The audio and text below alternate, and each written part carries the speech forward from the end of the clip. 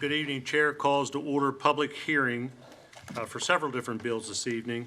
But first, I'd like to start by announcing that the county executive has asked us to pull 3 bond bills this evening, and they are going to be looked at over the summer break and probably be introduced late August, early September.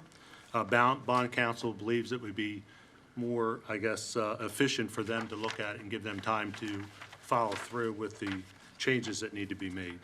And with that, we'll open up with Bill 24-018, Liquor Stores in B1 Neighbor Business District. Mr. Penman. Thank you, Mr. President. Bill 2418, Liquor Stores in B1 Neighborhood Business District. This is legislation brought forward because of a community request and a demand. I strive to hear and listen to constituents on all issues and make the best judgment after careful evaluation and consideration of all factors. This is why I have voted to remove apartments in B3, which was driven by a Fallston community. This is why I've advocated for public safety, public education, introduced chicken legislation and ADU legislation. I will continue to do so, which is why I brought this legislation here forward. The owners and the neighbors of Mountain Road Deli have spoken loud and clear that they want this long-tenured community staple to remain in place because currently its existence is in jeopardy. Overwhelmingly, we have received community support from real people, not bots like we've received in other jurisdictions or other legislation, I should say, excuse me. But real people signing petitions. Right here I have petitions from 112 signatures from nearby neighbors of the Mountain Road Deli. In addition, I have received over 40 emails that have been disseminated across the council here. And I just want to read a couple quotes from these emails. The family that has the Mountain Road Liquor business are exceptionally nice people and run an excellent and very clean store. I have known them for about 19 years since they became the owners. The store and the family are great assets to the community.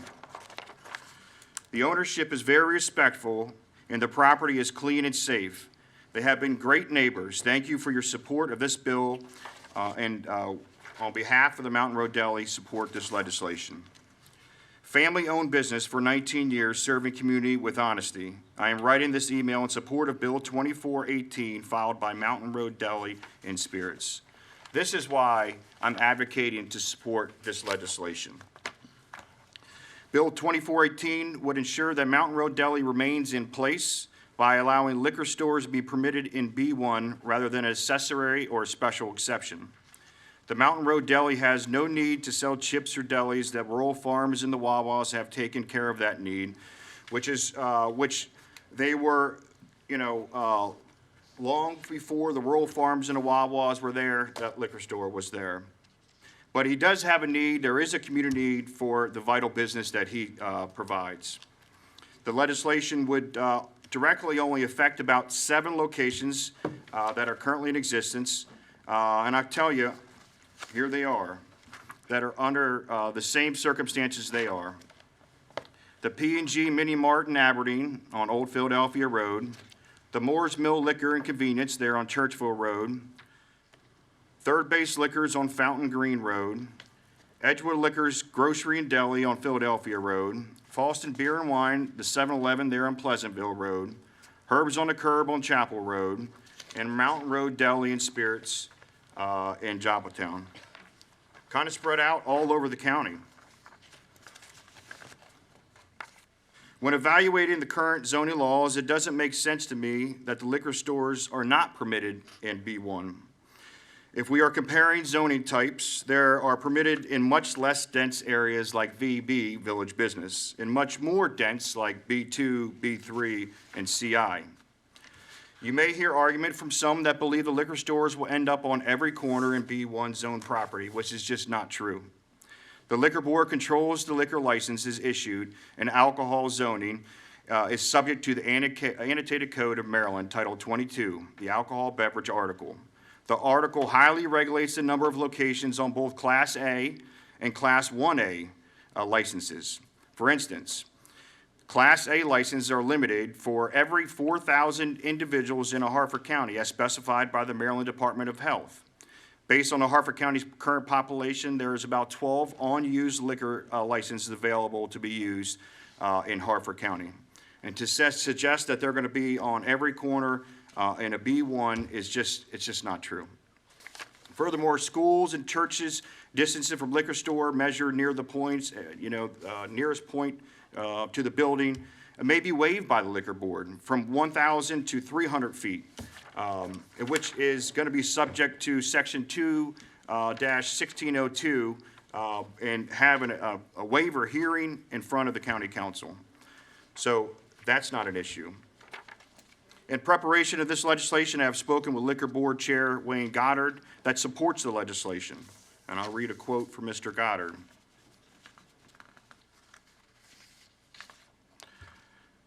Frankly, I'm surprised that they are not allowed in this zoning classification. I don't see a problem with the proposed legislation as written, and it seems straightforward.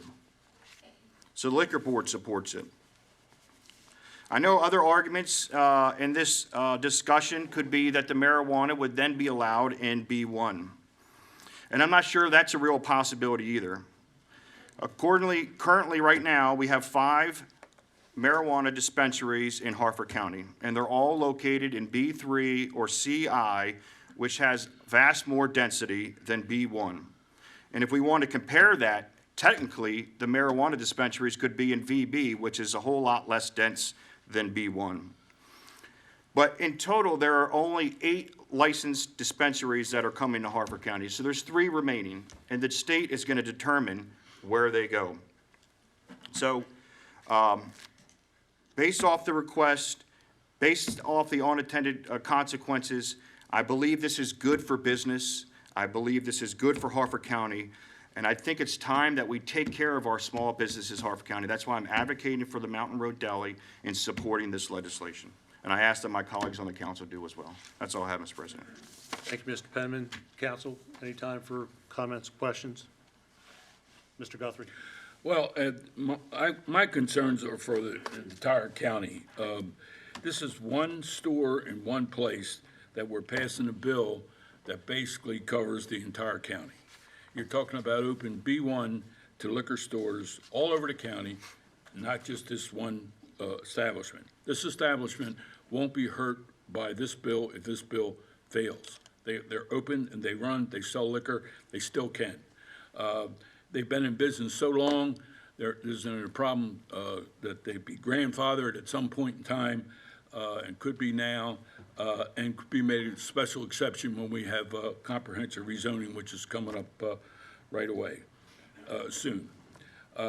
We now have liquor stores in VB, B2, B3, CI, and MO right now. Now we want to add B1. Well, let me tell you, if we add B1, and this is each area, and it hits every area, every council, every district on this entire council, it would add 230 more facilities with a possibility of having additional liquor stores. Now, that's the top of the line. I mean, that isn't going to happen. We all know that. But the potential's there. Aberdeen, 32. Abingdon, 25. Belair, 49. Belcamp, 2. Churchville, 7. Darlington, 7.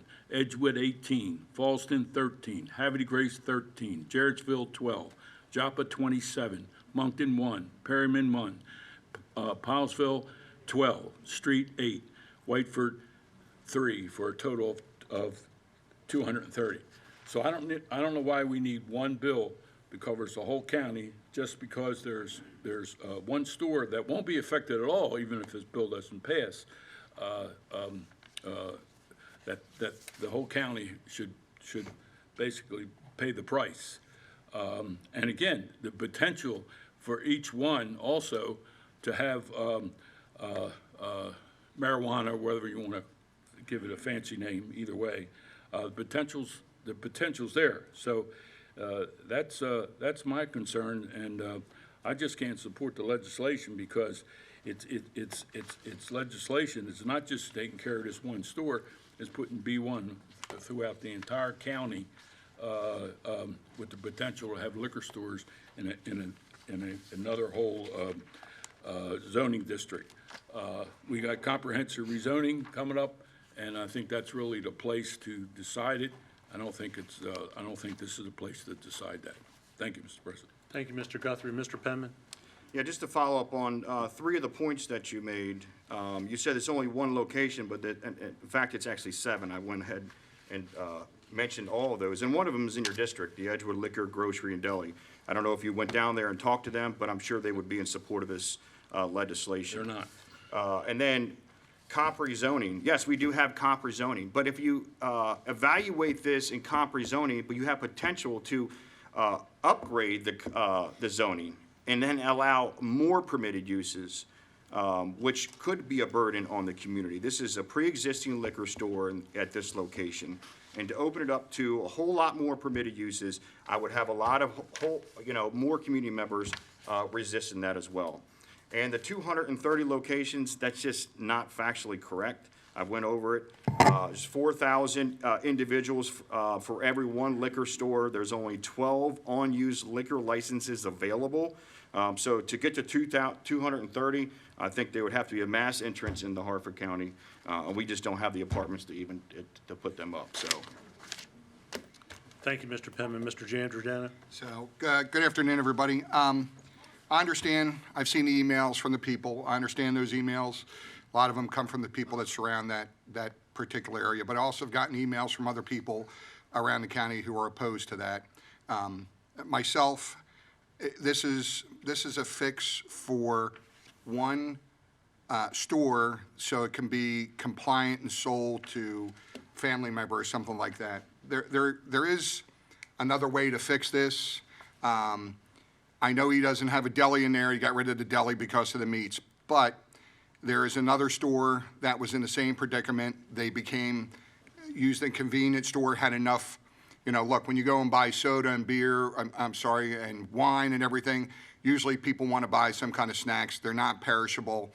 They could make dry goods in there, put an aisle or two. I saw the letter from a couple years ago for the Moore's Mill 7-Eleven that turned into from a convenience store to a place that sells beer, wine, liquor, and spirits. They had to do a certain thing, and they were approved to do that.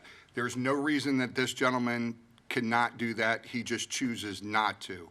So I can't see approving this bill for the entire county because of one person's wish for that.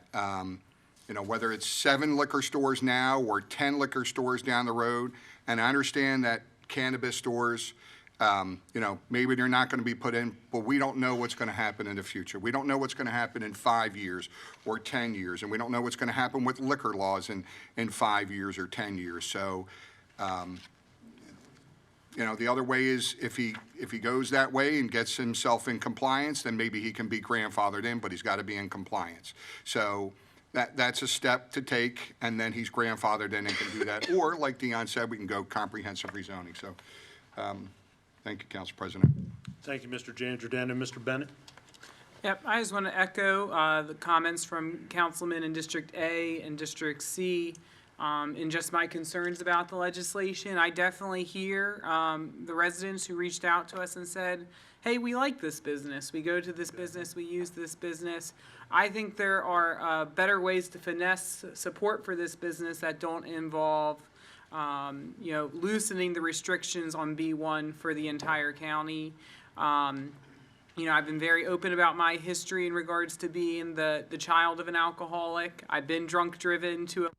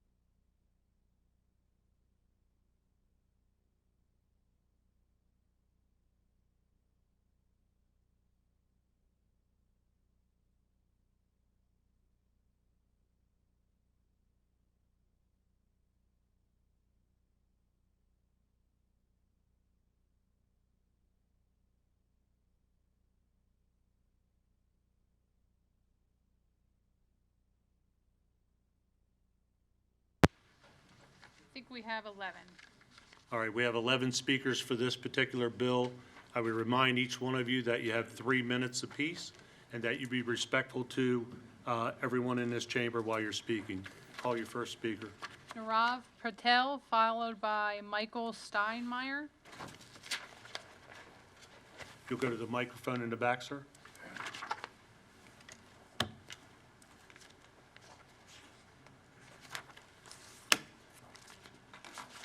Sir, I'd ask you for your name and address, please. Nick Patel, 603 Georgetown Court, Newark, Delaware, 19713. Thank you, sir. I'm speaking today in support of Bill number 24-018. The purpose of the B1 district is to provide sufficient and convenient locations for business uses that serve the needs of local neighborhoods, communities, and the traveling public. The B1 Neighborhood Business District is intended to provide retail and service facilities convenient to residential neighborhoods. The Harford County Development Code states that the use are limited primarily to convenience of goods and services satisfying the household and personal needs of the residents of the residential neighborhoods abutting the property. Allowing the liquor store on the property in the B1 zoning district will serve the surrounding neighborhoods, the community, and the traveling public on State Route 152. Allowing the liquor store on the property in the B1 zoning district will provide a retail facility. I have provided Councilman Penman with petitions of support from my neighbors and the traveling public. If Bill number 24-018 is enacted, I intend to purchase the business and property known as 2410 Old Mountain Road, Joppa, and move to Harford County. I am truly excited about the opportunity to contribute to the Harford County community. I extend my gratitude to everyone who has shown their support and to the members of the council for their time and consideration. Thank you. Thank you, sir.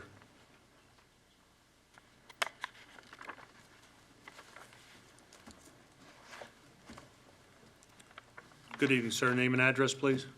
Michael Steinmeier, 2407 Greenspring Avenue. And just wanted to say I've been a Harford County resident about 35 years, and I have known Mr. Puce and his business for 19 years when he took it over. It's a nice, clean place for the community. I like going there, and I just hope this bill will pass. That's it. Thanks. Thank you, sir. Thomas Ritter, followed by Donna Sadowski.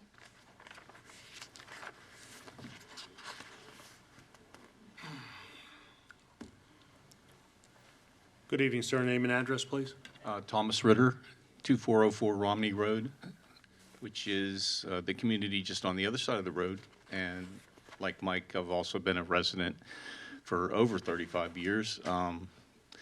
When we first moved in there, that was one of the closest places to get deli meats and cheese and that sort of thing.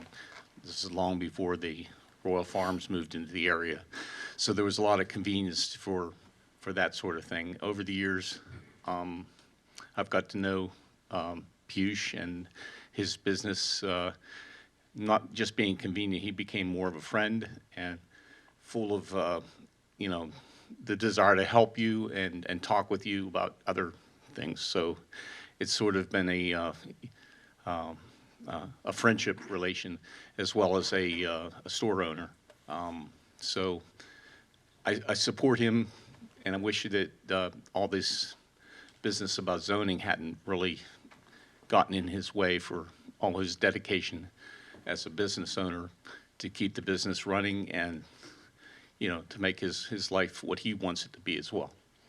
That's all. Thank you, sir. Watch your clock, Ms. Dixon.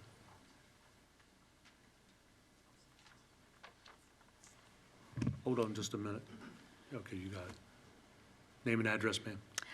Good evening, Diana Sadowski, 1113 Stromco Drive, Falston. I am opposed to this change in the zoning code. Making a blanket zoning change across the county as a result of the request of only one business in the county is ludicrous, especially when there are laws and procedures already in place for them to request exemptions. B1 zoning exists in mostly rural, quiet, low-density residential areas, and changing this negatively impacts the communities directly. Another concern that I have with is all this new cannabis business. In the future, I kind of get, my crystal ball comes out, liquor stores equals cannabis shops. And as we peel back the skin on that onion, if I could, we see how the introduction of this sweeping change kind of greases the wheels, so to speak, to allow that concern to happen across the county. Yeah, there are 8 licenses today, but in the future, we don't know. We shouldn't be surprised by this introduction, as the lobbyist who is in the deep pockets of the cannabis producers is a mentor of the councilman introducing the bill. I guess we should all sit back and accept these changes as part of the maturation of the county. Besides, the state says it is the law. There's a lot of hypocrisy surrounding this subject. The representative introducing this bill, who holds dual employment with the sheriff, says he will uphold the law, even if that law promotes and makes it easier to obtain and use drugs, including cannabis. We have concerns with drunk drivers. Now we have worries about high drivers. I've seen commercials now on television to that effect. Pot has always been marketed as a gateway drug, but I guess we shouldn't worry. There's the sheriff's Hope Mobile and theatrical stories like the one that just recently happened. So can you say hypocrisy in capital letters? All of this, including this bill, fuels the fires of addiction, whether it's drug or alcoholism. Amusingly, I watched the movie Oliver Twist recently. There was an interesting line that seems appropriate. If that's the rule of law, then the law is an idiot. So I appreciate you listening to what I have to say today. And so circling back, I say no and oppose this bill, please. Thank you. Thank you, ma'am. Stephanie Flash, followed by Gary Ayers.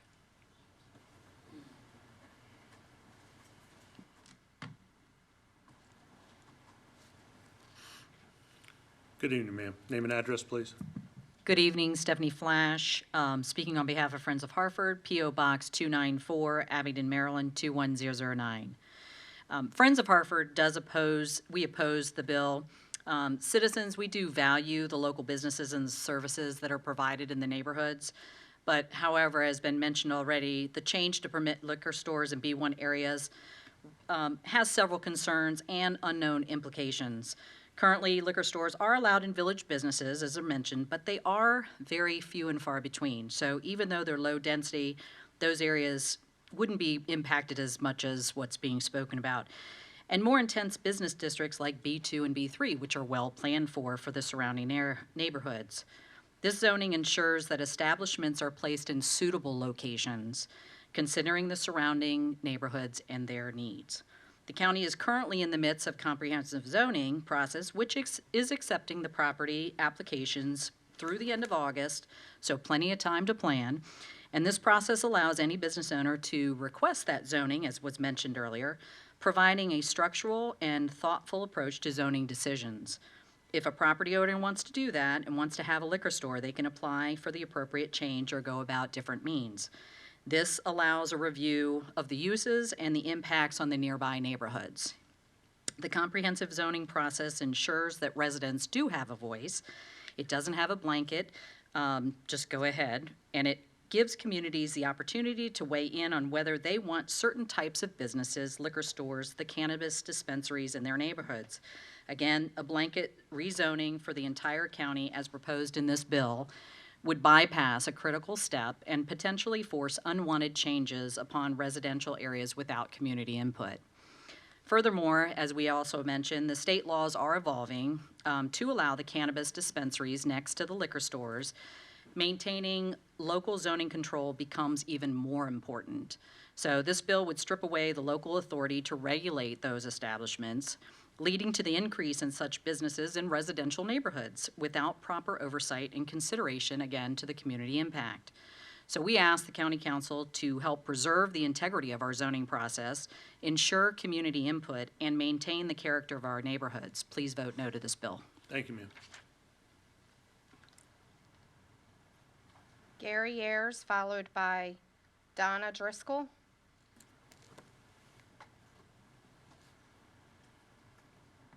Call your next speaker. Donna Driscoll.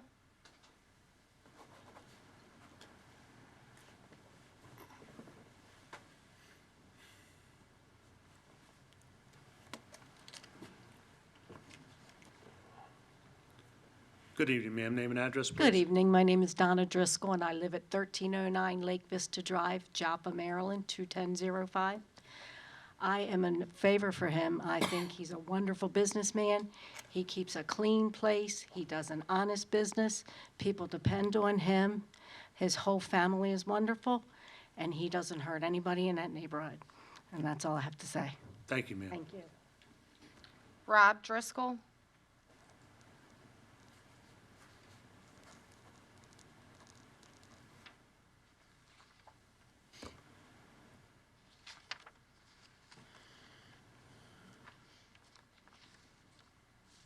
Good evening, sir. I'm assuming the same address? Yes, sir, 1309 Lake Vista Drive. I pretty much echo what my wife says. I'm in support of this bill. I've been a resident of Harford County for about 30 years. Pierce keeps a clean store, family's nice family, runs a good business. I believe he's good for the neighborhood.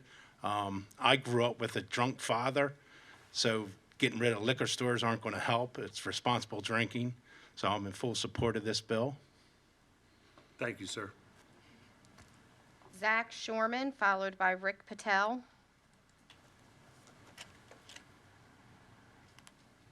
Good evening, sir. Name and address, please. Yeah, Zach Shorman, 311 Boeing Court, Abington, Maryland. So I actually just had written my name down in case there was more of a hot button issue, heated debate around this. And now that we've heard the explanation from all the councilmen, I've got to side with the fact that, they should really just go through the, already in-line zoning regulations that are in place. And, I don't think we should just, necessarily let it squeak through, and they should have to go through the appropriate matters as of, the rest of the Harford County licensees in the county. And, we've had to follow those, so, I think they should too, so. Thank you, sir. Good evening, sir. Name and address, please. Yeah, my name is Rick Patel, 953 String Factory Road, and I own the Greenbrier Liquor Store, and I'm opposing this bill, even though since Liquor Board approved the liquor license for Forest Hill, the 7-Eleven cross the street from my store, Greenbrier Wine Spirits, is hurting my business, so that's the reason I'm opposing my bills. We don't need to see more liquor store open. Thank you. Thank you, sir. The last speaker, Eric Dean. Call his name one more time. Aaron Dean.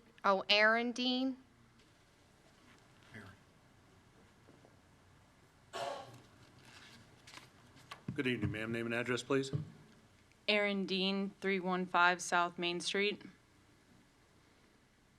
I just wanted to touch on this a little bit. Like Zach had mentioned, there are a lot of things that we've had to go through regarding the laws and, zoning.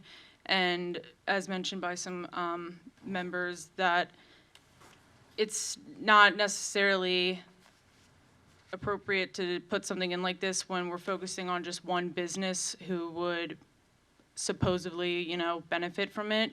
And like Rick had mentioned, that with Moore's Mill being put in across from his store,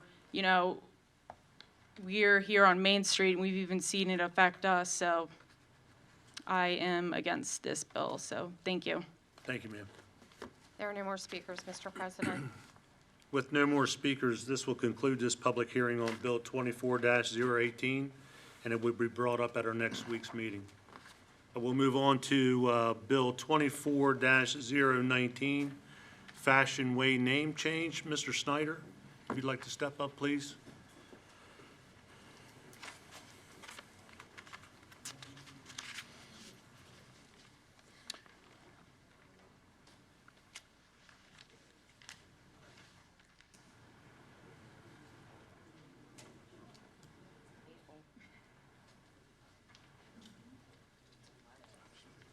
I never realized you'd have this effect on the audience, Mr. Snyder.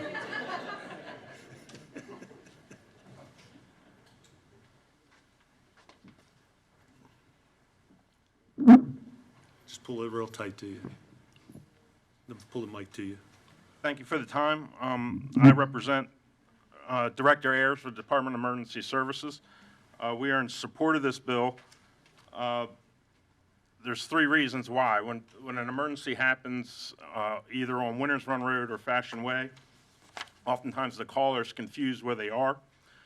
Then the 911 call taker can be confused of where the caller is calling from. And then oftentimes the responders are confused on what part of that road they're talking about. Currently, as we speak, the road runs between Singer Road and Route 7. If you enter off of Singer Road, the sign advises you're on Winters Run Road. However, as you travel south, there's no indication when that road name changes. The same takes place if you're on Route 7 and you go north on Fashion Way, you have no indication that the road name changes again back to Winters Run Road. So we are in support of this bill, going back to Winters Run Road. We do also have support from this bill. I spoke with the chief of the Joplin Magnolia Fire Department. He is in support of this bill. The Harford County Chief of Special Operations, he's in support of the bill. And the Harford County Emergency Services GIS analyst is also in favor of this bill. Again, the bottom line is to reduce any chances of any emergency response delays. Thank you, Mr. Snyder. Council, anyone have any questions or comments? Seeing none, this will be, or no, we have any citizens signed up? There are no speakers, Mr. President. Thank you. With no other comments or questions, you've done an outstanding job. And we'll bring this up at our next meeting. Thank you. Thank you for the time. Thank you. We'll move on to Bill 24-020, Economic Development Opportunity Loan Fund. Mr. Gold.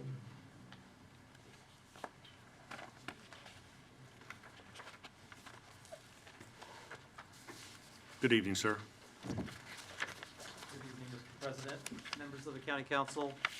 As the council is aware, we have an Economic Development Opportunity Loan Fund, which provides below-market loans to businesses, all with the intention of increasing the county's tax base through purchase and assisting businesses through purchase of equipment, expansion of real property, expansion of new programs. By all accounts, this program, which has been in existence for the last 24 years in the county, has been highly successful in both increasing the number of jobs as well as increasing the amount of capital investitures in this county. As the law currently reads, and this has been true since 2012, that in order for a loan that's in excess of $50,000 to be approved, it requires the approval of this body. The purpose of this legislation is to increase that threshold amount from $50,000 to $70,000. We're making and suggesting and recommending the approval of this legislation as the speed of business increases, as the needs of businesses increase by more difficult lending requirements, becomes more and more important for us to be able to act quickly. And with all due respect to the council, that with the schedules being as they are and sometimes the amount of paperwork that's involved, sometimes that becomes a true impediment for us to be able to expand this loan program. And we feel, again, with the lending environment being as it may be, that we believe that this increase to $70,000 will allow the Office of Economic Development to act more efficiently and be more responsive to the needs of businesses. And so for that purpose, we ask for the approval of this body for this legislation. So Raj, just for clarity here, it says 75,000, not 70,000. Yeah, I apologize. So That's quite all right. 75,000, that's Quite all right. Council, anyone with questions? Mr. Giangiordano? Raj, good evening. How are you? Good evening. Do we have anybody who has applied yet for any of these loans this past fiscal year? Yes, we have two in the pipeline, and we have several more that have expressed interest. But at this point, we have two. And how much are they asking for? Most of them are looking probably around the $100,000 mark. Okay, so right now you have two. And how are you identifying or how are you marketing to people that these loans are available? Because I haven't seen anything out there. So unless somebody tells somebody they're there, maybe through word of mouth. I know Bonnie does a lot of good jobs on that, but it's very hard to see anything out there. A lot of businesses don't know the availability of of these loans? Or what are you guys doing to promote these? Yes, we have a multi-pronged approach. We do, through our site visits, actually visiting businesses, we have a flyer and make sure that the business owner is aware of the availability of these funds. We've had a lot of number of small business symposiums. So for example, we have a large one that will be occurring next Tuesday in Edgewood, the epicenter, for small and minority-owned businesses. So we're expecting close to about 80 to 90 businesses. I use that as an example. We've had a number of those type where it allows us to be able to promote the loan program to those individuals. We utilize the number of economic development advisory councils through City of Happy Grace, Aberdeen, Bel Air, for them to promote on our behalf. We have our monthly newsletter, Biz Bites, and we've made a concerted effort to include information about the loan program in that endeavor. So through those multifaceted prongs, we feel that the word has gotten out, but we're mindful that we've not gotten this information out to all business owners, and we definitely intend to increase the amount of marketing of this program to ensure that everyone is aware of this Do program. you have a checklist of items that they're going to need, like how many years tax returns? Do they have to have do they have to make money? Do they have to be in business for a certain amount of years? Do they have to be, I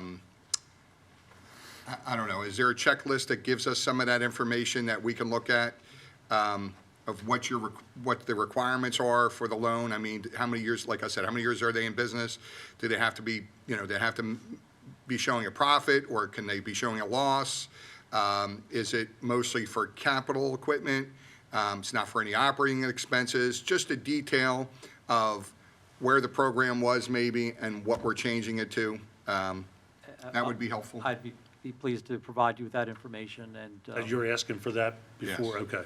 yes. So that does exist, and we'll be happy to provide both you and all members of the council with that information. That's great, thank you. Mr. Guthrie? It is a great program. I know some people who got into it and really done well.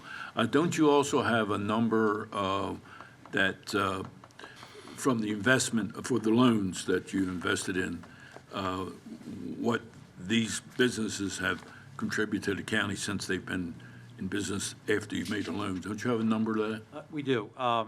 We have the total loans that we've made have over the existence of the program since 2000.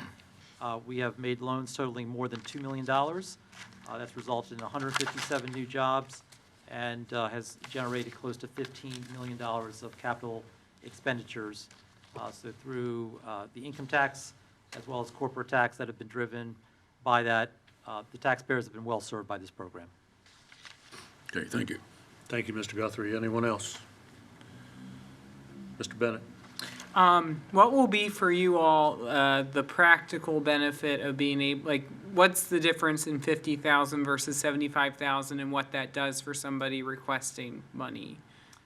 We believe that the ordinary uses it are typically for new programs, new equipment, making facade improvements to real estate.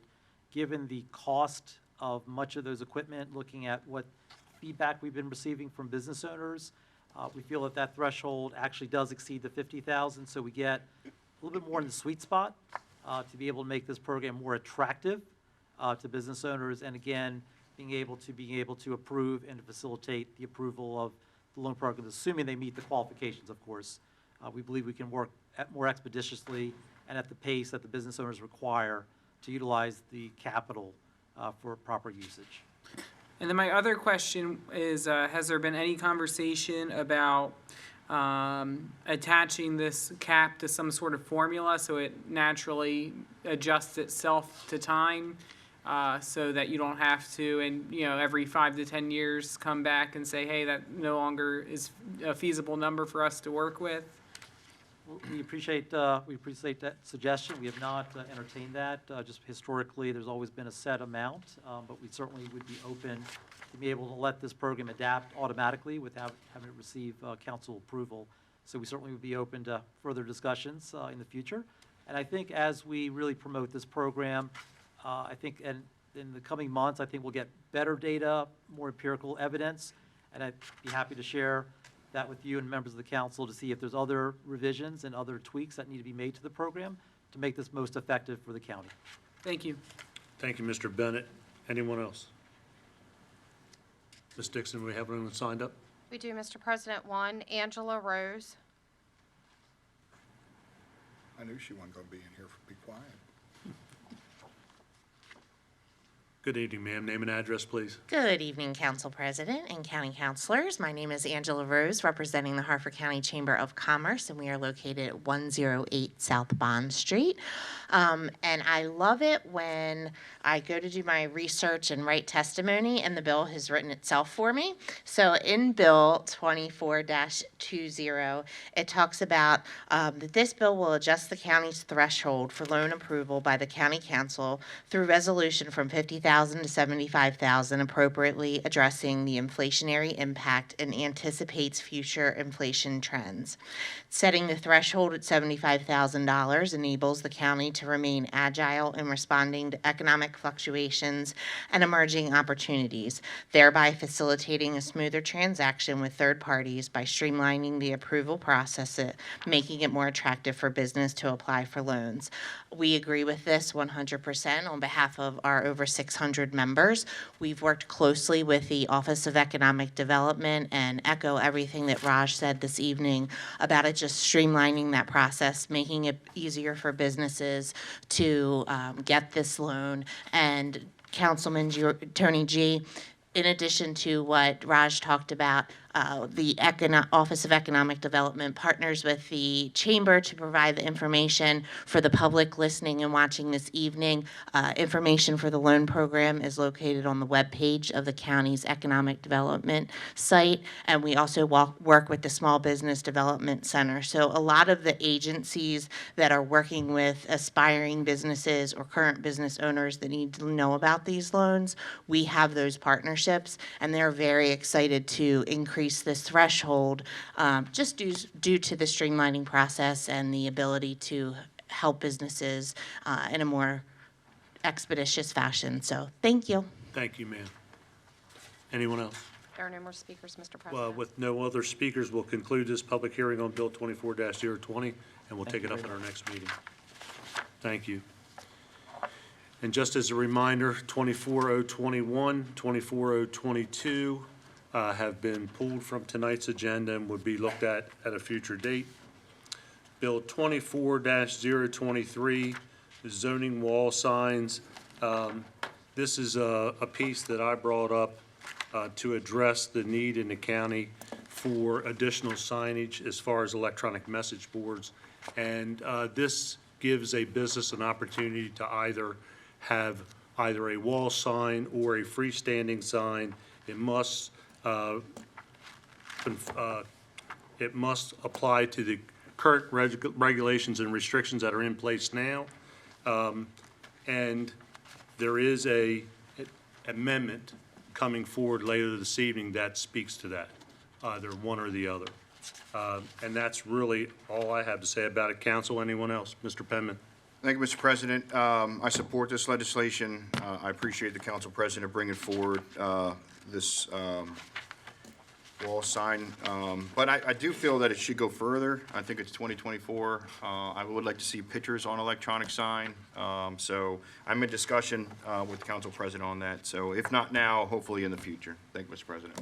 And I will say that I think we need to look at this in the future for some of our service organizations. I've had conversations with the county executive, and he agrees there is a need for some of these in different areas to serve the need for some organizations. So this is not the first time this legislation's been opened up. It won't be the last, I don't believe. Anyone else? Ms. Dixon, do we have anyone signed up? Yes, Mr. President, we have two. Alex Theodoropoulos, followed by Etienne Bagrassi. Good evening, sir. Name and address, please. Alex Theodoropoulos, 2410 Pleasantville Road, Folston. Yeah. The reason and the justification for assigning our building as a simple with fair competition because we didn't have visibility on the main roads. And it's like a such a, was 152, or like Bel Air Road, so the sign when it's up higher, it's, so people, with some other places on the main roads, they have the signs on the regular posted signs. We're not able to advertise. We're trying to be equally signs to have on our building. So to have no more, it doesn't have any more distraction from a sign being down on the road, LED signs, to be from being up in the building. I don't think that will make any difference for the signs. And thanks for considering and bringing this to the legislation. Thank you, sir.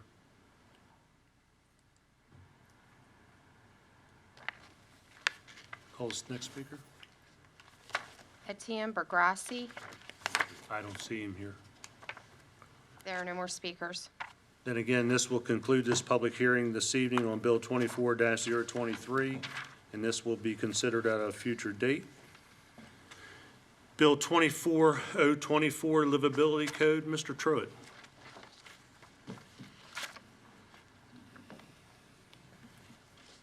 Gentlemen, how are you? Good evening, Council President. Mr. Bowling, how are you? Pleasure to be here again this evening before you to speak on Bill 2424. The intent of the bill is to update Chapter 162 of the Harford County Code, Livability Code, to transfer enforcement from housing agency, which no longer exists, to Department Inspection License Permits. The administration's goal here is to create efficiencies in government, and since STILP has similar resources and existing structure to efficiently enforce, this seems to be a logical landing spot. The modifications before you really are simple. First off, the modification here is to redefine the code official. Code official would be the deputy director of the department, since right now the appeals decisions that are already listed in the code must come to the director of the department, so there's no way that I could effectively do both positions. We also work to clean up language addressing outdated references to state law and county code. We're proposing to clarify language that is consistent with current enforcement provisions found elsewhere in the county code regarding notices of violations, issuance of civil citations, and liens on property. And last but not least, propose language to address the appeals process that is consistent with, again, current provisions found elsewhere in the county code. I'll make this short, so I'll open it up to any questions the council may have. I want to thank you both. We talked about this once before in your presentation, but I want to thank you for the time that you not only spent with me, but all the council members, making them aware of some of the changes. And with that, I'll open it up to the floor. Mr. Guthrie? Yes, sir. Thank you, Mr. President. Certainly, this is, to say it's long overdue is an understatement. The Livability Code was affected on October the 4th, 1988, some 35 years ago, and without change. When I was on the council before, I introduced the Livability Code change on April 1st, April 4th, 2014, and the bill went through the process, and unfortunately, it failed by a 4-3 vote. So I'm certainly glad to see it come back. I sent over early on, the county executive asked me for a copy, and I sent him over the copy of the 1988 Livability Code. So this is certainly long overdue, and appreciate your efforts, and I'm anxious to see the final product. Thank you. Thank you, Mr. Guthrie. Mr. Bennett? Just from a practical perspective, can you speak to how these changes will impact a resident of Harford County? Let's say they're a renter who lives in this county. How could this benefit their lives? How could this benefit our support of them in these changes to the Livability Code? So we're not really making any technical changes to the statutes of what the Livability Code is standing for. Really what we're doing is just transferring the enforcement. So DILP has more resources than Community Services does. We have more inspectors out on the road, so we can do a little bit more efficient enforcement of it. We did clean up the language in regards to proposed language to help address, issuance of civil citations, notice of violations, things that allow us to enforce the code as written. So I think the benefits to the citizens are evident at this point. We are going to be complaint driven. So once the complaint comes into the department, we already have resources and structure already set up to address the complaint, work through our permitting and electronic code enforcement system to process those complaints, inspect them, and make determinations on how to properly proceed. Thank you. Mr. Penman? Thank you, Mr. President. Mr. Truitt, I appreciate, you coming here and explaining it. On the surface, there is a lot of things I like with this legislation. There are certain properties across our county that are just bringing down the whole community, and this would give you that enforcement mechanism. But at the same time, I think it's a double-edged sword that it could be abused in the future. I'm not applying that or reflective on you and your office. You're a tremendous asset to the county, a great relationship with you and your team. But there's a couple issues that I just have questions about with the authority and, possibly weaponizing it in the future. The appeal process that you have outlined in here, the deputy director, Mr. Bolin, in his position, would oversee the appeal, and then in the end, you, as a director, would make the decision of that appeal. No, that's incorrect. The deputy director or the code official would make determinations on enforcement of the code. If somebody were to decide to appeal that decision, then it would come to the director. Council President and I have had discussions, not part of this bill. Council President recognizes that we are going to have to come back to this body and address getting us back up to minimum livability code that's mandated by the state. We're going to do that assessment and provide that. And as part of that assessment, we've already discussed that there's potential that an appeals body would be created. So we are already thinking about the concern that you have. I appreciate it. But we already had some of those discussions. Right now, the intent was just to get this over to DILP so that we can start enforcing, and then we will be moving forward with addressing a more efficient and proper enforcement as we get into this. Do you have any ideas, just prematurely, on how that would come to light? You have the zoning appeals that the county council oversees, maybe a separate position on the county council side that would oversee those appeals and Well, the process would probably be very similar to the Building Code Board of Appeals.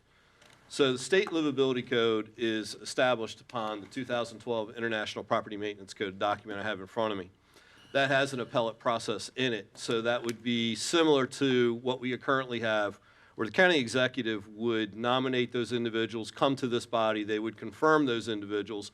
We would just have to establish the sex of where those individuals are going to come from, who they're going to represent, so we have a balanced appeals process. So, obviously we could, bring in somebody that has expertise, a citizen has expertise in rental property, or a citizen that owns rental property. So it's things like that that could help balance out those decisions and look at the decisions that are made by the department. I look forward to joining that conversation. And then the last question I have, violations, penalties. I know it references the general penalties in the code, which are 500 to 1,000, criminal side, 1,000, 6 months in jail. Is that per day, or is that per incident? Per day, per incident, potentially. So basically, if someone is in non-compliant in 30 days or 60 days and $1,000 a day, the county can come in and just take the property at that point. Well, we would end up placing a lien on the property after issuing the civil citation and going through that extensive process and ultimately going to court. I don't foresee that potentially happening. Since my career in the county, I think I can only remember a few cases where, through the building code, where we actually multiplied the violation based upon the number of days that were issued. Plus, it's also a cap based upon misdemeanor that actually can be applied, I think, through the court system.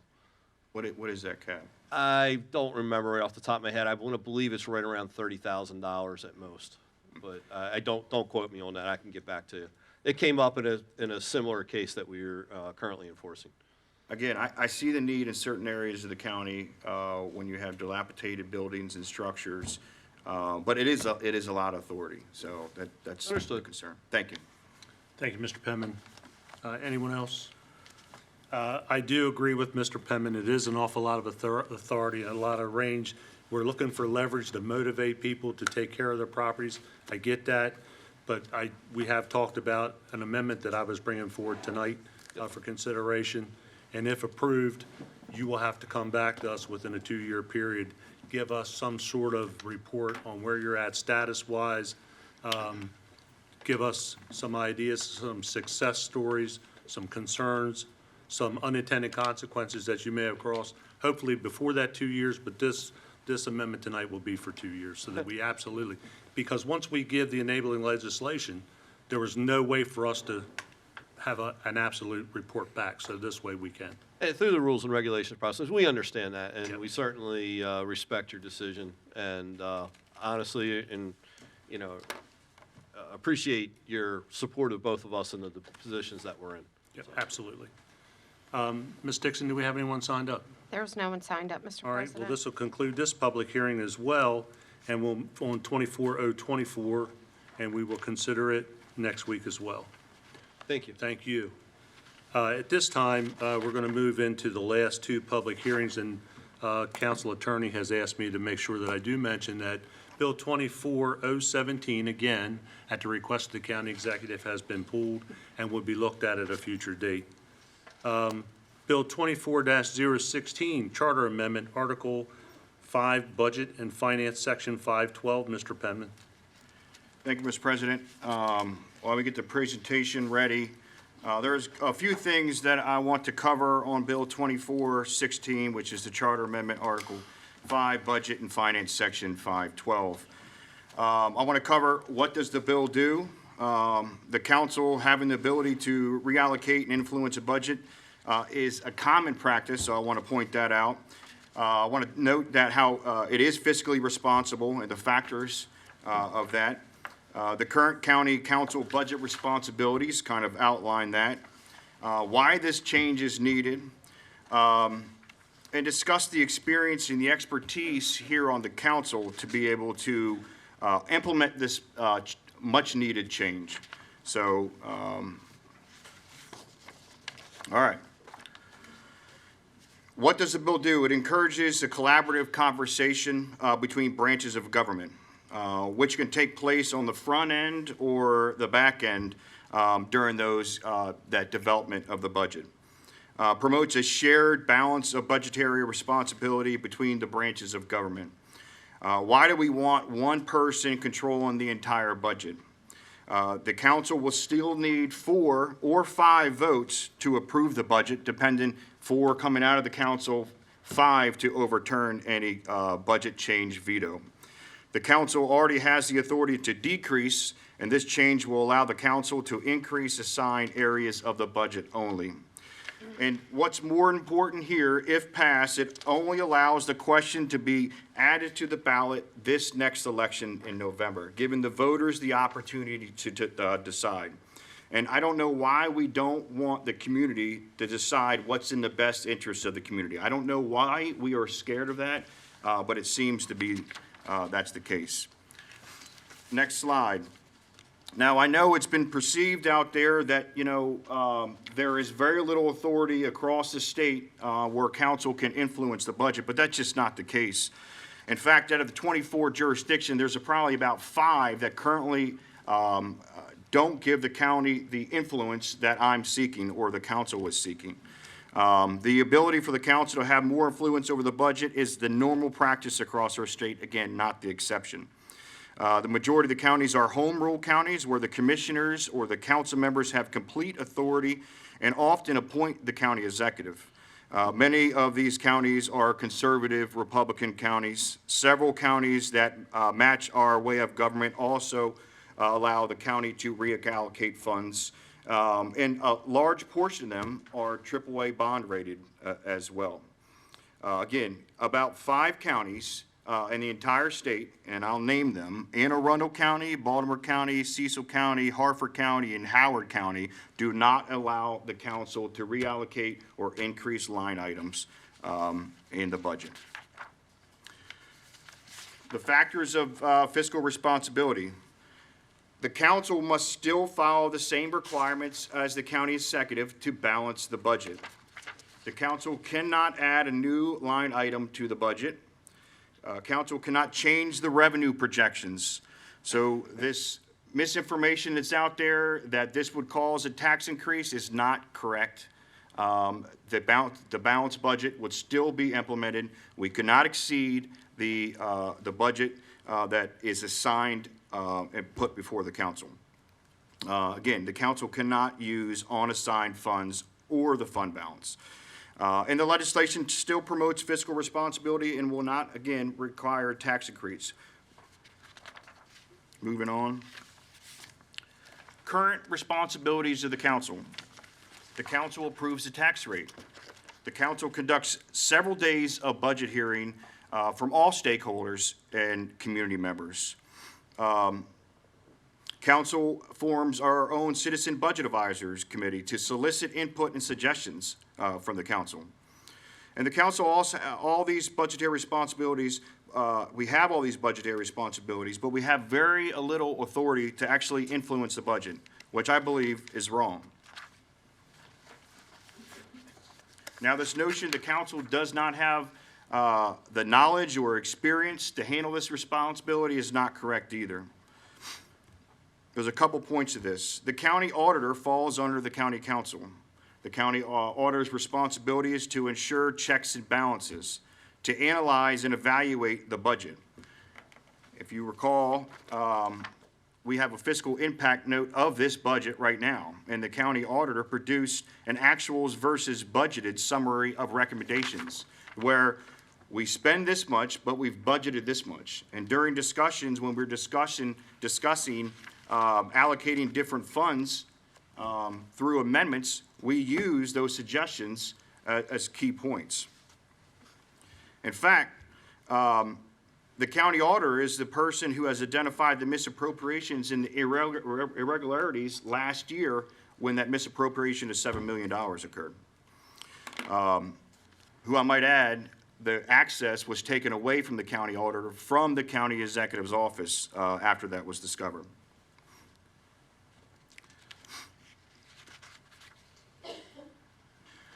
In addition, you know, I know we talked a lot about that $6.5 million that was reallocated to the school funding. But that was the county council that was prepared, developed amendments, prepared to pass those amendments, prepared to introduce those amendments prior to the county executive passing legislation or introducing legislation to reallocate that. So we have the experience to evaluate the budget. We have experience and did so. And I think the council is prepared for that responsibility. In addition, we have a legal team. We have a legal team that is well respected in the budget authority community for implementing best practices. I know Charlie will be moving on, but his replacement has a vast amount of experience in the county council and to evaluate the budget, as well as Mary Kate. So the next thing, why is this change needed?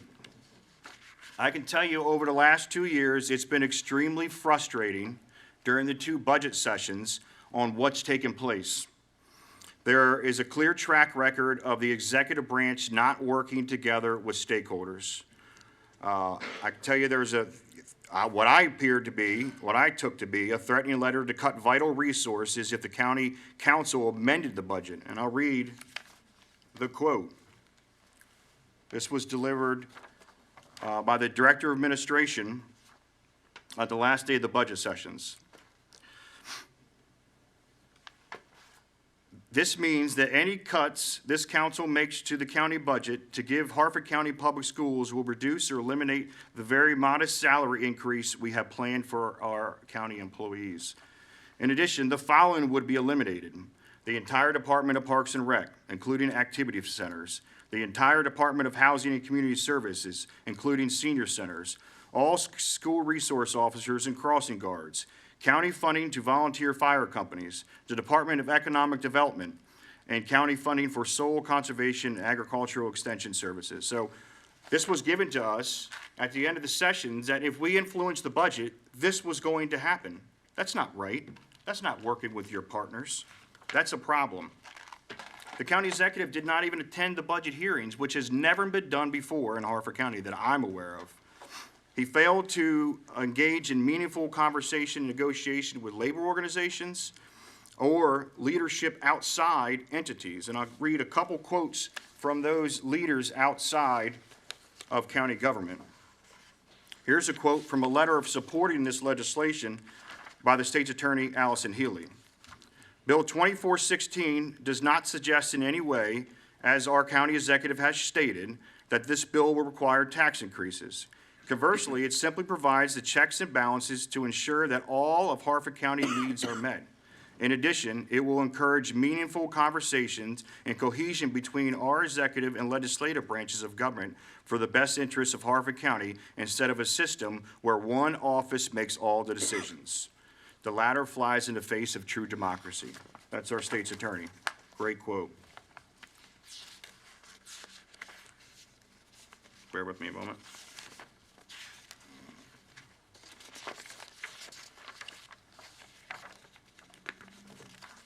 Sorry.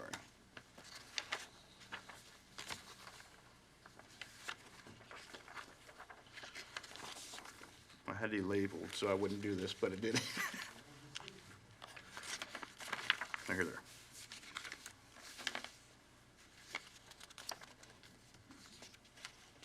All right, here's another one from the Harford County Education Association. No matter who runs the executive branch of our local government, no one person should hold all the county's power. And the Harford County Council, our legislative body, should have an adequate voice in the distribution of our taxpayers. That's from the Harford County Educational Association. And here's one from the President of Deputy Sheriff's Union. This system of check and balance will allow each of you as members of the council to help ensure that the needs of your constituents are adequately met. So these are letters of support for this legislation because of the frustration that has grown from the last two budget cycles. That's why we need this positive change. The Budget Authority is being leveraged and abused to influence the legislative initiatives as well. I can tell you, as a letter written recently from the council president, it was suggested that $5 million could go to the Board of Ed for certain stipulations. What are those for certain stipulations? So if we have $5 million, why are we not giving it to the Board of Ed? Why are we playing quid pro quo? It's just not right. In addition, there's been retaliation on several organizations across the county. Visit Harford is a prime example. Visit Harford hasn't even received their money, which is required by something the Harford County Council just recently passed through the hotel tax initiative. The Harford County Sheriff's Office precinct is another example. He was upset with the sheriff and took away the precinct. These are influencing of the budget that are negatively affecting Harford County. There's also been recent erratic budget practices. Again, transferring the money without approval, taking on EMS and not fully evaluating the costs. In addition to the constant misinformation that makes the Harford County Council difficult to evaluate what is the circumstances as far as financially in the county. And I'll give you kind of what has happened and transpired this year. In March, the administration was given 5% budget increase to the schools and to public safety. Next administration was flat funding based on a January disbursement, which they later said that during the budget hearings, they had an idea that January was going to be low. However, on June 4th, during the council meeting, in June, the county offered 5% growth and $6.5 million to the school, which again was based off of the amendments that were drafted, prepared to be introduced, and voted on. That's the only reason the schools got the $6.5 million. So, and then if you look at some of the statements produced by the executive branch, according to the executive branch, we only had $2.5 million of fund balance available, but somehow we found $6.5 million. So the concern is we don't know what the truth is, and we need a better understanding and more influence to positively affect the county budget, to positively affect our individual districts, and to provide that much-needed influence. It's time for change, folks. It really is. I'm hoping that the council will see that. I thank everyone here for their involvement. I know there's discussions on both sides of this argument. I look forward to hearing your concerns. And again, thank you for your engagement. And that's all I have, Mr. President. Council, Mr. Bennett. Hello. I'm looking forward to hearing from everybody tonight. I just want to share my initial perspective on this legislation. I think one of the biggest things is that any change that we as a council could put forward would have to be a net zero change. You know, it's not that we could make $50 million, rain from the heavens and put into Parks and Rec or the libraries or whatever it may be. Any change we would make would have to be from one part of the budget to another part of the budget. So the total operating budget would not change in its total cost to the community. And then my other thought is, with it having to be net zero changes, the budget is very tight as it is. We all spend so much time looking at the budget. There's very little for us to be able to cleanly cut from without it impacting someone. And knowing how tight the budget is and how few dollars there are to pool, to put somewhere else, I see this type of charter amendment not being the silver bullet to, solve all the budget crises that we see existing in Harford County, but it is a way for us to take care of some of those small issues that we hear about during our public hearings and public work sessions, like 2 budgets ago when the volunteer fire departments came to us about needing more money for getting people to stay on site so that they can respond quicker. Or when we hear from the ARC that, they didn't get $60,000 that they need, rather than having to then go to the county executive and his staff to share about these things that come up, those small dollar issues become something that we can then address through writing the amendments to take care of them. Which I appreciate, so that, the county executive, to his credit for those small types of issues, has been pretty responsive to us these past 2 budget cycles. We were able to help the volunteer fire departments this year. I was able to get his assurance that they're going to get money for the ARC this year. But to be able to just handle that on our own, I think, helps the people who come before us to ask for our help in getting that taken care of. Because, looking at the budget, I don't think we're going to find $10 million to squeeze out of it. But I'm sure that we could find $75,000 to move from here to there to take care of those. It's a huge budget, and the county executive and his team work really hard on it. But when you work on something that large, there's bound to be things you didn't know, unintended consequences, that then we're able to address as a council when they come before us to share those unintended consequences. So that would just be my initial thoughts. Thank you. Mr. Riley? Again, my initial thoughts as Councilman Bennett, because it's net zero, here's the problem though. Even if you want to take care of those $60,000 problems, you have to take it from somewhere else. So if I'm in charge of highways and now all of a sudden you want to take $60,000 out of my budget, now I can't do what I needed to do with the roads in District D or District F. And so that's the problem when we start wanting to play with the budget, because the pie doesn't get any bigger. It's the same pie. And all we're doing is taking from somebody else and giving to somebody else. So somebody who we're taking from, who's already said to us, hey, Jim, I need $100,000 so I can do the roads in Harford County. I've just decided now you don't have $60,000. You have $60,000 less because I want to do something else with it. And again, we have to understand that each one of us have our own special interest. I have my special interest in D. She's going to have it in E, F. And so the problem with that is then we start bringing special interest into the budget, because I want to spend $60,000 on something going on in my area.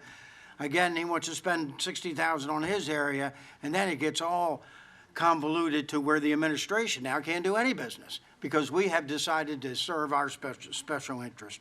So just on my take of this at the beginning, that net zero budget, because it's going to be net zero, there could be a lot of complications for those folks that we aren't serving they don't have special interest. And that would be my take as the first brush of this, Mr. President. Thank you, Mr. Riley. Mr. Penman. Just want to follow up on Mr. Riley's comments. Whether you were advocating for a change in the budget, you would still require 4 to 5 votes. So if it's not a project that is meaningful to everyone on the council, you're not going to get the support. And I can tell you that your reference of taking something from another person or another entity, I don't think it's completely accurate.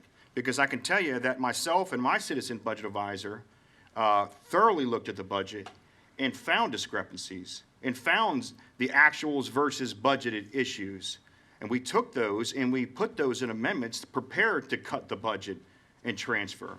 So it's been done. There's an example of it within the last few weeks. And I think that we can continue to do that. And with the hopes of the county executive, whether it's this county executive or the next county executive, engaging in a meaningful conversation with the council members prior to June 11th or June 15th. That's what this is all about. It's about collaborative effort, sharing the responsibility, and balancing our government and our budget. That's what it is.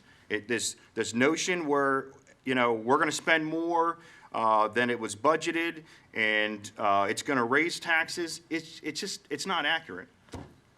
And I can tell you that last night during the special hearing, when the precinct was voted on, that's why we needed to balance it. That's why that first amendment to return the precinct was voted on, and all the other amendments were voted on to make sure it was balancing. That's what those other amendments were for, and that's why we voted for it. Well, 6 of us did. Mr. Guthrie.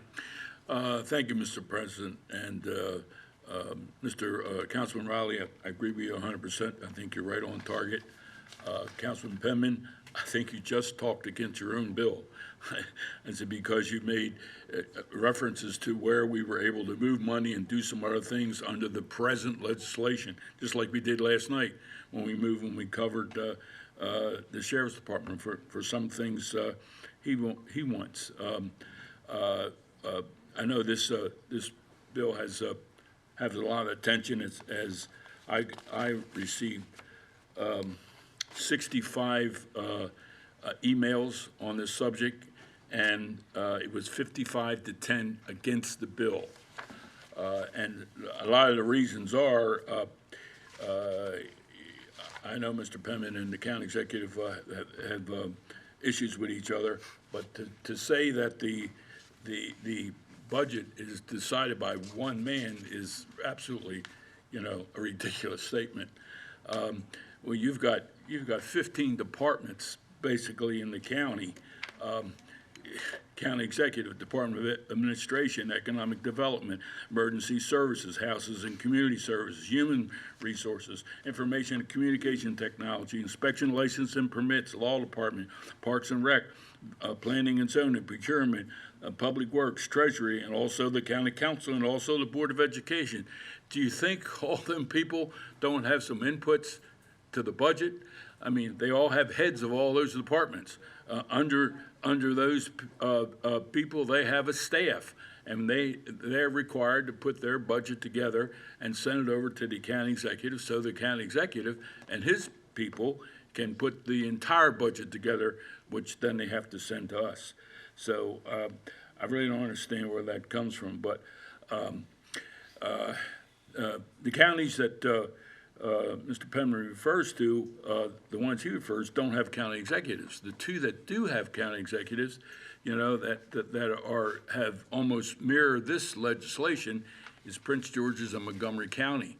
Prince George's and Montgomery County are two of the highest tax and spend counties in the entire state of Maryland. And this is the kind of provisions that they have and they can deal with, and that's why their taxes and everything they're so high.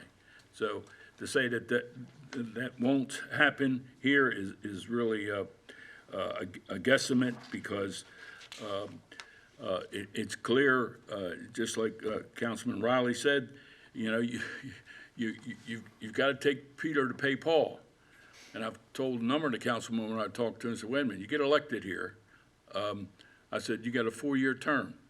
4-year term is 4 budgets that you got to go. Now, I'm on my 14th budget, so I know a little bit about budgets because I did a lot in my other work before I ever retired from there.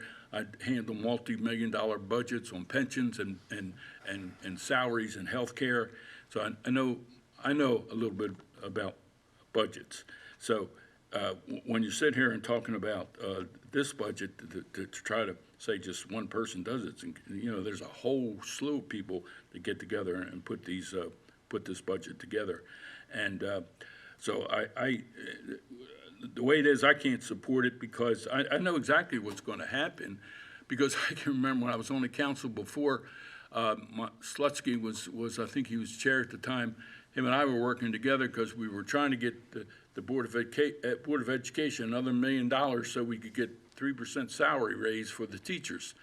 And so what we did, we took, we moved $1 million from, this is exactly what the legislation he's talking about. We moved $1 million from the Board of Education, from the Sheriff's Department to the Board of Education so they could get their raise. Well, everybody in the Sheriff's Department got ticked off, you know. A lot of them got ticked off because we took $1 million from them. So, well, you're going to do that. You know, you've got 3 areas right now that are aiming for more money, and that's the Board of Education, the State's Attorney's Office, and the Sheriff's Office. So if this legislation was in place and you took care of those 3, well, we get them money. We move money from somewhere to give to them, take it from 3 other places. Now you ticked off those 3 places.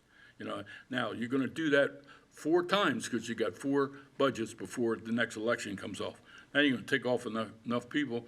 I told Mr. Pittman when I was in his office a while ago back, I said, look, you know, you finally got your term limit bill. He says, what do you mean the term limit bill? I says, because when this goes in place, if somebody lasts 2 terms, it's going to be an accomplishment, you know. I'm on my 4th and last because I plan to retire from here.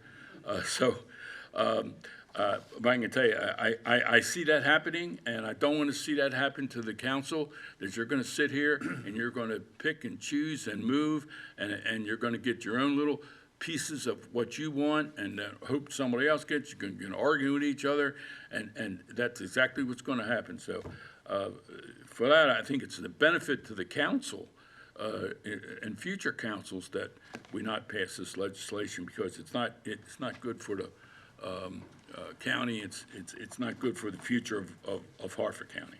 Thank you. Mr. Penman. Thank you, Mr. President. For the life of me, I cannot fathom why the council members would not want more authority over the budget, more influence over the budget, more ability to advocate for their communities.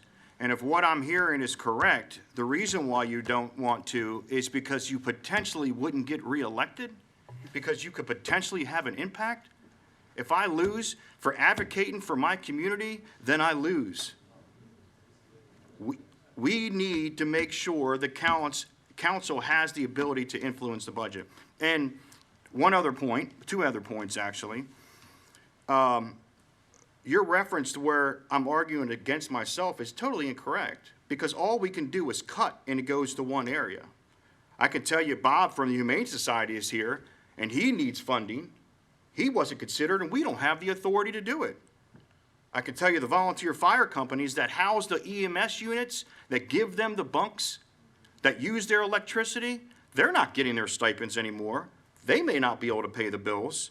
Visit Harford, their money is being ransomed. And we're just going to sit here and not say anything about it and have no ability to do it? It boggles my mind why you wouldn't want, with your experience, be able to influence the budget for your district. It doesn't make any sense. And the reference as far as all Democrat counties, because Dorchester, that's not a Democrat county. Frederick, that's not a Democrat county. Talbot, Wacomico County, you only mentioned Montgomery and Prince George's. And the rest of those counties, the county commissioners, they have almost complete authority over their county. Wacomico County is maybe producing legislation to get rid of the county executive altogether. I'm not suggesting we do that, You know, I'm just saying, across our state, this is the trend to give the influence the influence over the budget. Not entirely, but a shared responsibility. That's what I'm advocating for. Mr. Guthrie? Just to finish, I don't go back and forth with this, but, you know, my inference was that the 15, 16 different departments in the county, you know, are the people that know what they need. And when it's budget time, I know that every one of those departments, the head of each department certainly gets together with everybody on their staff, decides what the budget they need, and they send it over to county executive's office. And then they have to take it on.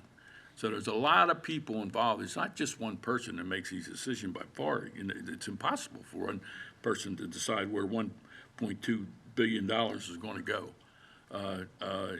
You know, and these people in these departments, they're highly paid people who are educated people in that particular area. And this council is not. This council are mostly part-time people. There's only 2 of us here that really are full-time. The rest all either has another job or they have businesses. You know, you're going to tackle this stuff and decide that all of a sudden, because your area here needs $50,000 or $100,000 or $1 million to do something, you're now no more than what all the 15 departments know and all the rest of the county. That's my point. My point is, when it comes to, we can make changes. We've made them. We made some last night. We have authority to do some of that, and to go further and sit there and be able to move money like that is not good for the county, period, regardless of, forget about you want to think about re-election, forget about that, throw that out the window, but it's not good for the county. Thank you. Thank you, Mr. Guthrie. Anyone else? Mr. Penman? Just want to follow up on that. This may be a part-time job, but I treat it as a full-time job. And we had 4 days of budget hearings, 4 days to evaluate every stakeholder that receives funding from this council, to get to know their issues, understand their issues. And the fact that you mentioned we don't have the subject matter experts to evaluate this, I disagree with that too. We have a county auditor that is supposed to balance the power, who identified in her report several areas that could be improved without taking from entirely one entity and reallocated for different needs. So it's been proven within the last 2 years that this could be impactful for our county. It could balance the budgetary responsibilities. And anytime we can balance our power in our government, that's a good thing, folks. I don't know why this is, you know, something that is opposed at all on the council. So I look forward to continued conversations. I look forward to hearing from the community members and advocating for this important legislation. Thank you, Mr. Penman. One last time. Anyone? So I am going to just weigh in here a little bit. The charter does give the council the authority to have final approval authority over the budget. It is a shared responsibility. The county executive prepares the budget, sends it to us for our input. And I do believe there's a need for us to look at this. I'm not sure what the answer is. This bill, similar, was introduced or tried to be introduced in 21 by Councilman Wagner at the time. Very similar to what we're looking at today. There was a need there, at least he thought it was a need there. I do believe it's something that we need to give more consideration to. I don't agree with some of the comments that Mr. Penman made earlier. I'm not saying they're not right. I just don't agree with them. A lot of what he said, I do agree with. I do not like the misinformation that was put out across the county. This legislation does not allow us to increase, if passed by this council and approved by the citizens of the county, would not allow any increase in the budget, as Mr. Bennett suggested. We already have enabling legislation or enabling authority from the charter to the final approval authority, as I said, but we're also have state law mandating us to look at education and cut where necessary for that. And as long as the county executive does not meet the requirement that the school put in, we are able to cut different areas and move to the schools or back to the general fund. So we do have that ability somewhat already. But again, this legislation does not allow for any increase, does not allow for any new line items, does not allow for any revenue projections to be messed with at all. So with that, I just think it's important to put the facts out, and we will hear from anyone signed up. We have 16 speakers this evening, Mr. President. Jerry Eaton, followed by Joy Clark. Good evening, sir. Name and address, please. Good evening. Gerald Eaton, representing the Harford County Deputy Sheriff's Union, 45 South Main Street in Bel Air. Sir, as president of the HCDSU, I represent approximately 400 active and retired Harford County law enforcement deputies. I am here to express our full support of Bill 24-016. Giving a county council more control over a county budget, as opposed to one person, offers a multitude of advantages. It fosters transparency among our elected leaders, it provides accountability, and it allows for greater representation within the community. Unlike the decisions of a single individual, which can be influenced by personal bias or interest, a county council made up of diverse representatives with varying backgrounds ensures budgetary allocations are thoroughly discussed, debated, and decided upon with an input from multiple perspectives. Additionally, a county council structure allows for checks and balances, preventing any single individual from irresponsibly wielding disproportionate power over financial matters in the county. Through open deliberation and public hearings, citizens will be granted the opportunity to voice their concerns and their priorities, ensuring that budgetary decisions align with the needs and aspirations of each district throughout the community. The greatest strength of our county council is their collective expertise of its elected members, drawn from multiple personal experiences and backgrounds. This serves to enhance the decision-making process, leading to more informed, equitable distribution of county resources. The collaborative approach promotes long-term planning, strategic investment, it safeguards the county's financial stability, and it fosters sustainable growth. In essence, entrusting the county budget to a council rather than a single individual reflects a commitment to democratic principles, promotes inclusivity, fairness, and responsible governments for the betterment of all citizens of this county. Thank you. Thanks, sir. Call your second speaker. Joy Clark. Go to your next speaker. Jen Enzer, followed by Jeffrey Beck.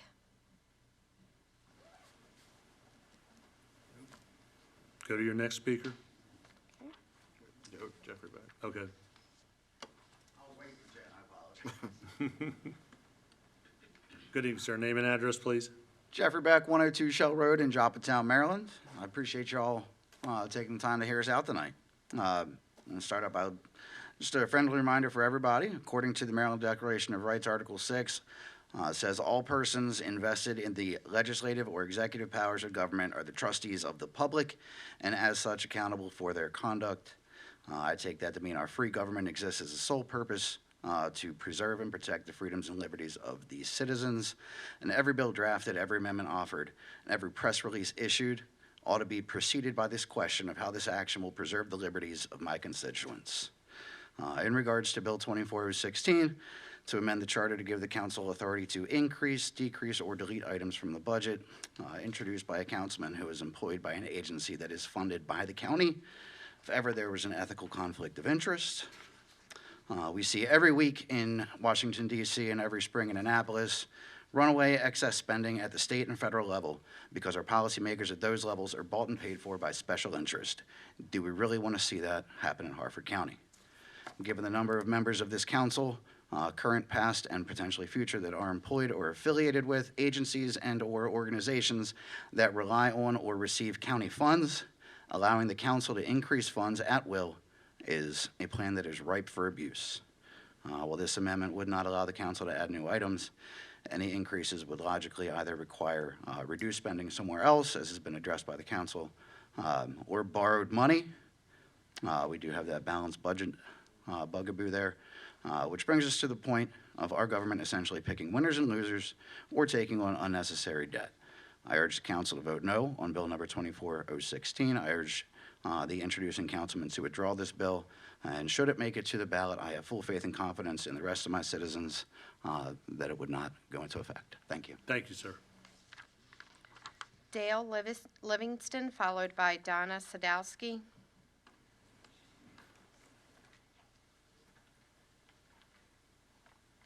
Good evening, ma'am. Name and address, please. Good evening, President Vincente and the council. My name is Dale Livingston, 1908 Angleside Road.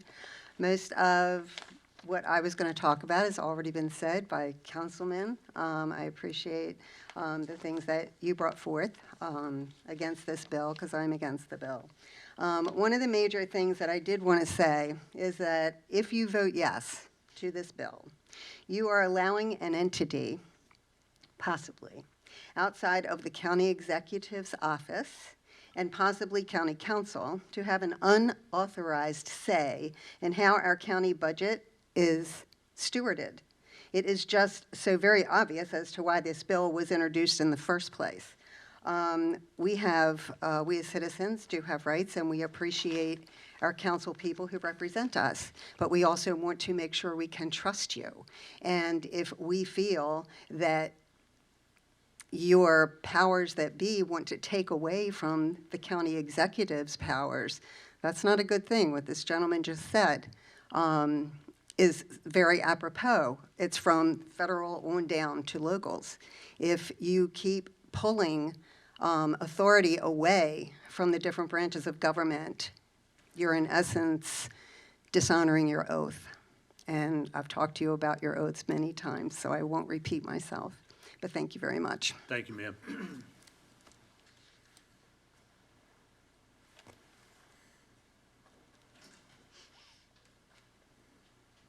Good evening, ma'am. Name and address, please. Good evening, Diana Sadowski, 1113 Strophenco Drive. First of all, I am opposed to this bill, and I'd like to thank our county executive for not increasing our taxes. God knows Annapolis has done enough of that to us. I think Maryland's new motto should be changed from the free state to the tax hell state. We are far from a free state as a result of Governor Moore's recent actions. Our county executive was elected to assert fiscal responsibility on behalf of the citizens. And notice I said citizens, not stakeholders, and we need to keep it that way. There's a saying, too many cooks spoil the broth, but in this case, too many hands can spoil the budget. I'm tired of hearing this county does this and that county does that. Harford County is not those counties. We have our own individuality, and we need to keep it that way. This bill's action could result in a redirection of funds to special interest areas, for example, the Sheriff's Department and the Board of Education, since 2 council members hold dual employment, which is already suspect. And this charter amendment would cast more shadows on the actions of the council, and that must be avoided at all cost. Putting forward charter amendments are a challenge for voters. Not many people read through the entire thing. Sometimes they won't even check the box. Sometimes they say no when they should be saying yes. And it could ultimately change the landscape for spending in the county. We certainly don't need more spending in these inflationary times. This evening, I've heard some inflammatory words. I've heard threatening. I've heard, what was the other one that councilman from District B? Anyway, the theatrics have got to stop. We've been sitting in these council meetings for all of this time, and it just needs to stop, and we all need to work together. So essentially, as you can tell, I'm opposed to this bill, and I'm recommending that the council representative from District B withdraw it. Thank you very much. Thank you, ma'am. David Bauer, followed by Verna White.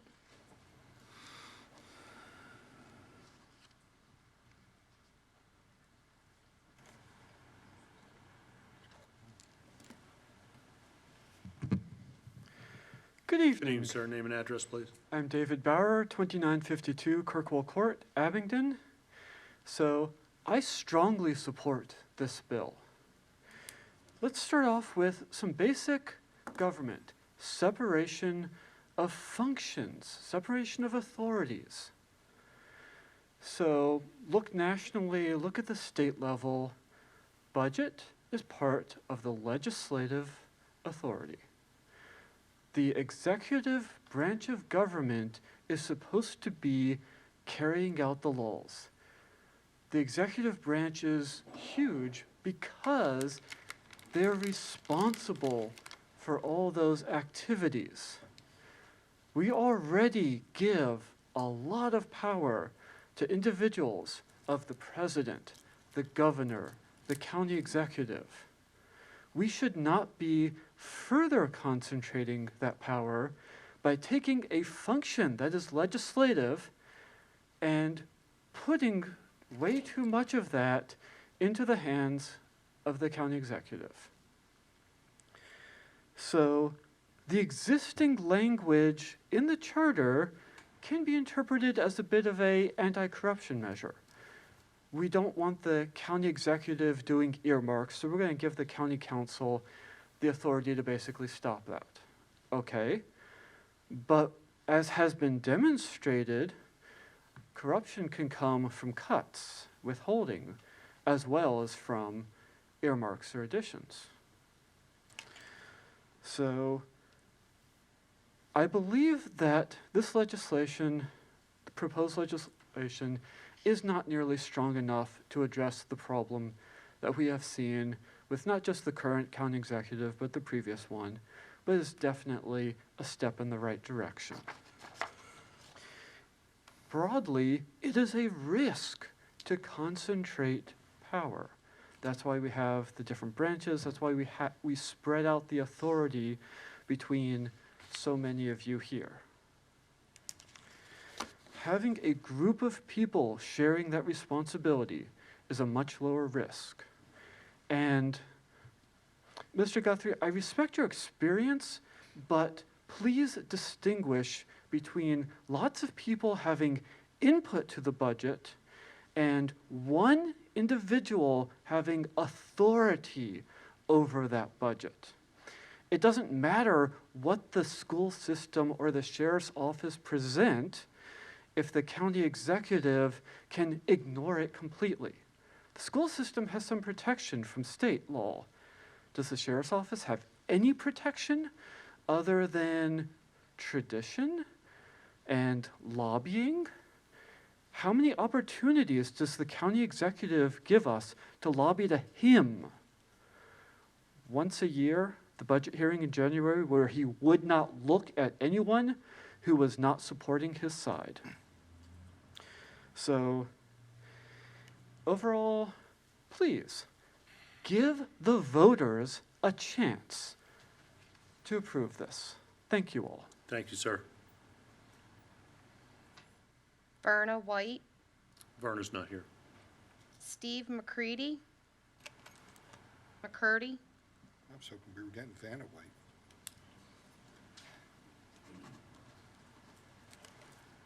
Good evening, sir. Name and address? Steve McCurdy, 2704 Dale Court, Baldwin, Maryland, the Harford County side.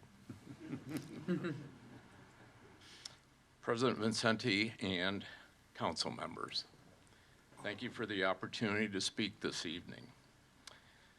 If I correctly understand the purpose of Bill 24016, it appears that it essentially transfers the power of increasing items in the budget to the council and removes that responsibility from the county executive.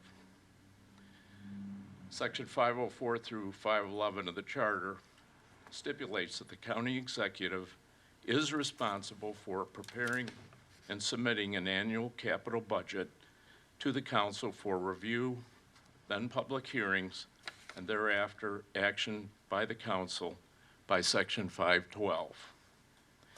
The council currently has the authority to decrease or delete any items in the budget with exceptions. This bill, if passed, would allow the council, after all public hearings, to increase any items in the budget that they desired, which circumvents any further public input and action by the county executive, if I interpret this bill correctly. Since the county executive is charged with the preparation of the annual budget, including detailed assessment of the needs of the various departments Any increases by the council could have serious negative impacts upon one or more of the departments, requiring after-the-fact adjustments. As enumerated in the U.S. Constitution and reflected as well in the Maryland Constitution, I believe that our founding fathers and our state legislators, through the inspiration of Almighty God, carefully crafted the separations of powers in these documents to ensure the balance of power between the federal, state, and local branches of government. And here in Harford County, we have the current charter to fulfill that goal as well. Please carefully consider what you're attempting to do by passing Bill 24016 and amending our current charter. And for those attending this meeting tonight, I want to remind everyone in this room of the oath that each of you council members took before Almighty God and the residents of Harford County when you were seated on this council. And I hopefully trust that this bill is not a power grab for expediency and to circumvent an important aspect of the annual budget process. Thank you. Thank you, sir. Tracy Papenchuk, followed by Cindy Popper.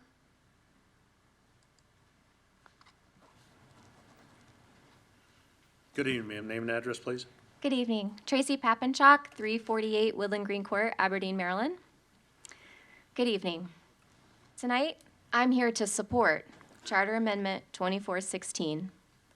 As a former government teacher and history major, I understand that our country was built on a system of checks and balances to prevent any one part of the government from having too much power.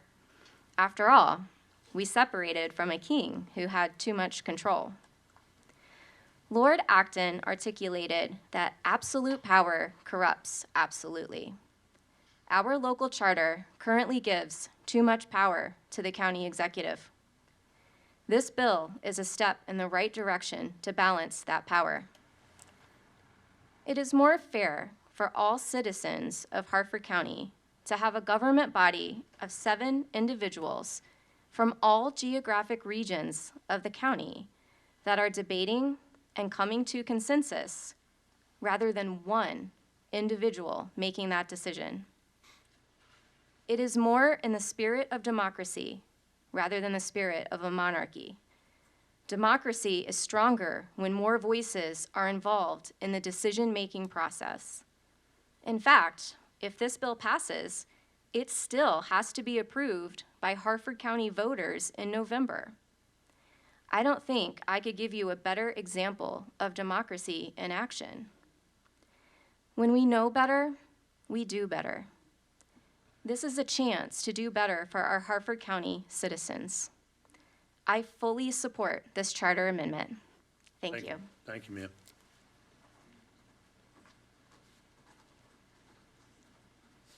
Good evening, ma'am. Name and address, please. Cindy Popper, 952 Angel Valley Court, Edgewood. Good evening. The Founding Fathers had lots of different ideas about the government they were forming for our new country.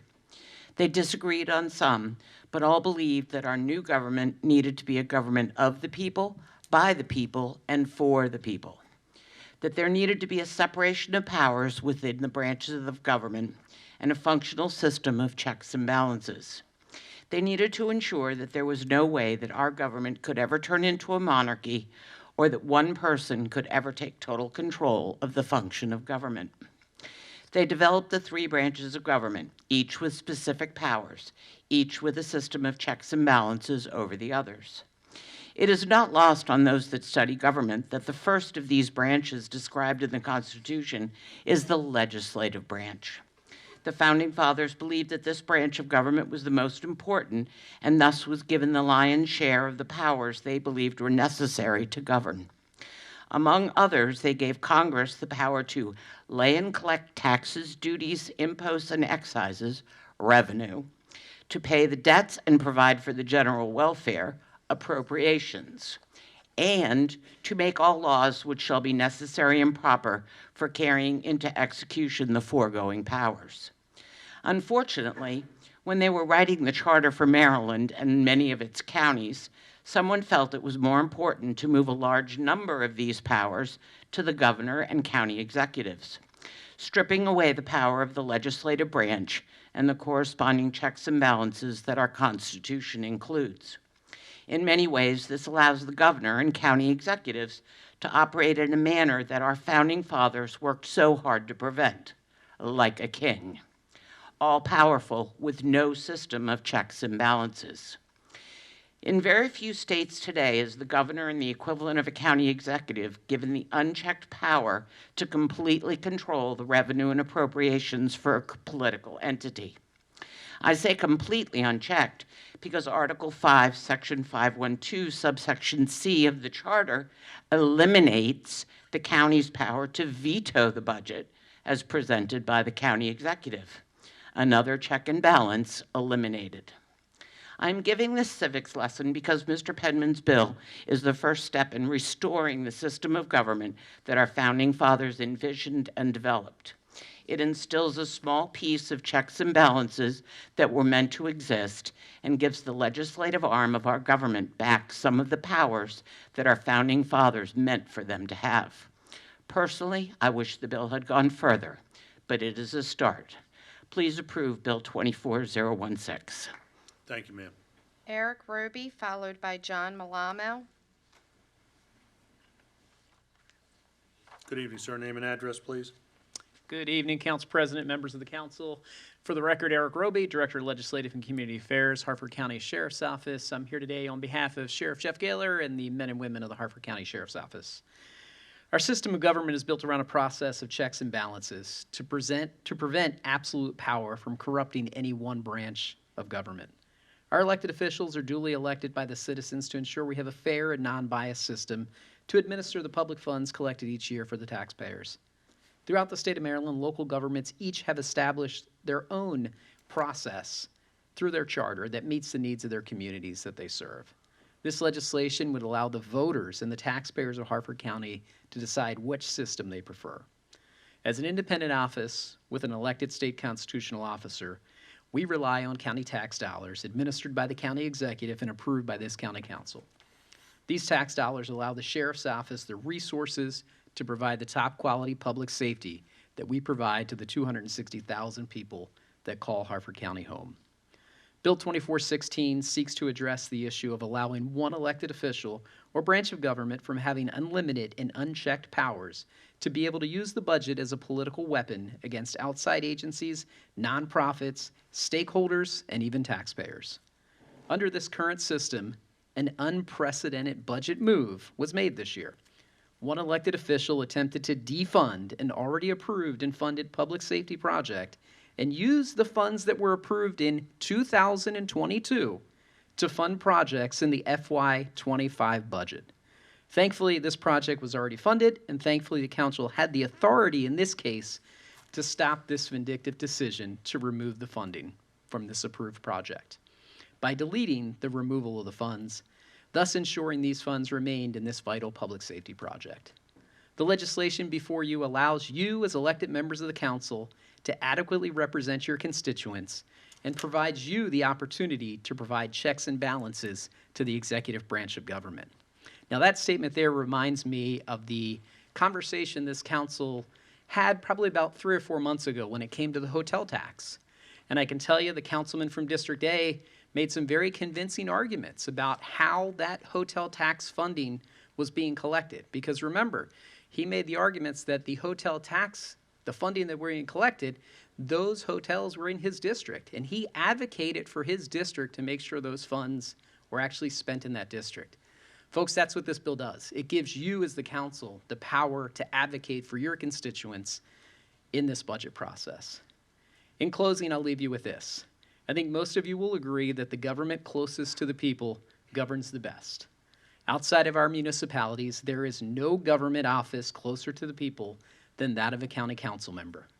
Providing each of you and council members after you the ability to provide checks and balances, represent your constituents' interest, and ensure the budget process is fair and balanced for all citizens and stakeholders is directly aligned with the philosophy Government closest to the people governs best. I hope you'll consider voting yes for 2416 and send this legislation to the voters and allow them to decide the best process. Thank you. Thank you, sir.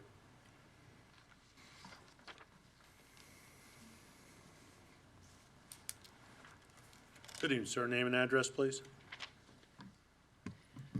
Sir, good evening to you and your colleagues. John P. Malamo, 2402 Eagle View Drive, Bel Air, Maryland.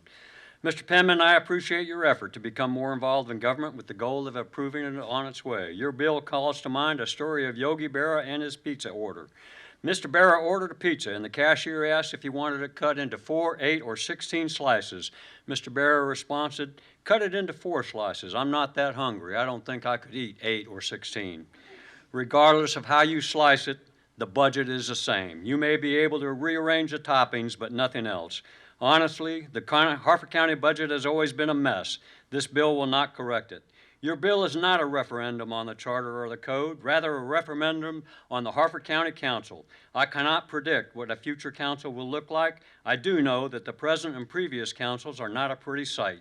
Reviewing this bill in context with how the council has handled their most important function of land use and zoning, all of the residents' complaints related to land use and zoning have been initiated in these chambers by the Harford County Council. Please consider how residents address you with their dissatisfaction while you take no accountability or responsibility for your actions or decisions. It's disturbing that you have taxing authority and that your decisions and actions are shaped by others in some other area of the county outside these chambers. Mr. Guthrie, your recent bill to limit grading units was precipitated by a council that changed the code to remove those limits. Mr. Bennett, your effort to reduce the size of warehouses and restrict traffic on the Perryman Peninsula was precipitated by a council that changed the land use and zoning in that area to allow those uses. No consideration of the impact on residents and with no infrastructure improvements to mitigate that impact. Council President Vincenti, you offer a classic example of curious leadership, establishing a redistricting committee only to reject its recommendations, legislate a moratorium on warehouses only to determine that it was illegal, advise that the administration will not enforce decisions of the Zoning Board of Appeals, and responding, nothing I can do. Personally, I have issues that I've raised with you, and I've gotten responses. I'll get back to you, or we'll get together soon. Never happens.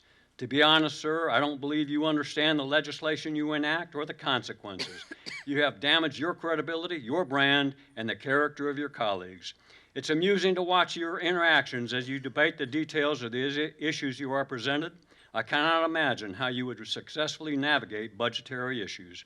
Until such time as the council can convincingly demonstrate exemplary credibility, responsibility, accountability, transparency, honesty, integrity, moral courage, and mental acuity, it would be counterintuitive to grant them more power and authority. This bill is tainted, not on its merits, but by the historical behavior of the sitting and previous councils. No doubt, on that basis, it will create more problems than it solves and should be withdrawn. Fix yourselves. Stella Peters, followed by Amy O'Neill. Good evening, ma'am. Name and address, please. Good evening. Stella Peters. Excuse me. Good evening, council members. I want to start by thanking Councilman Jacob Bennett in my district for doing such a good job.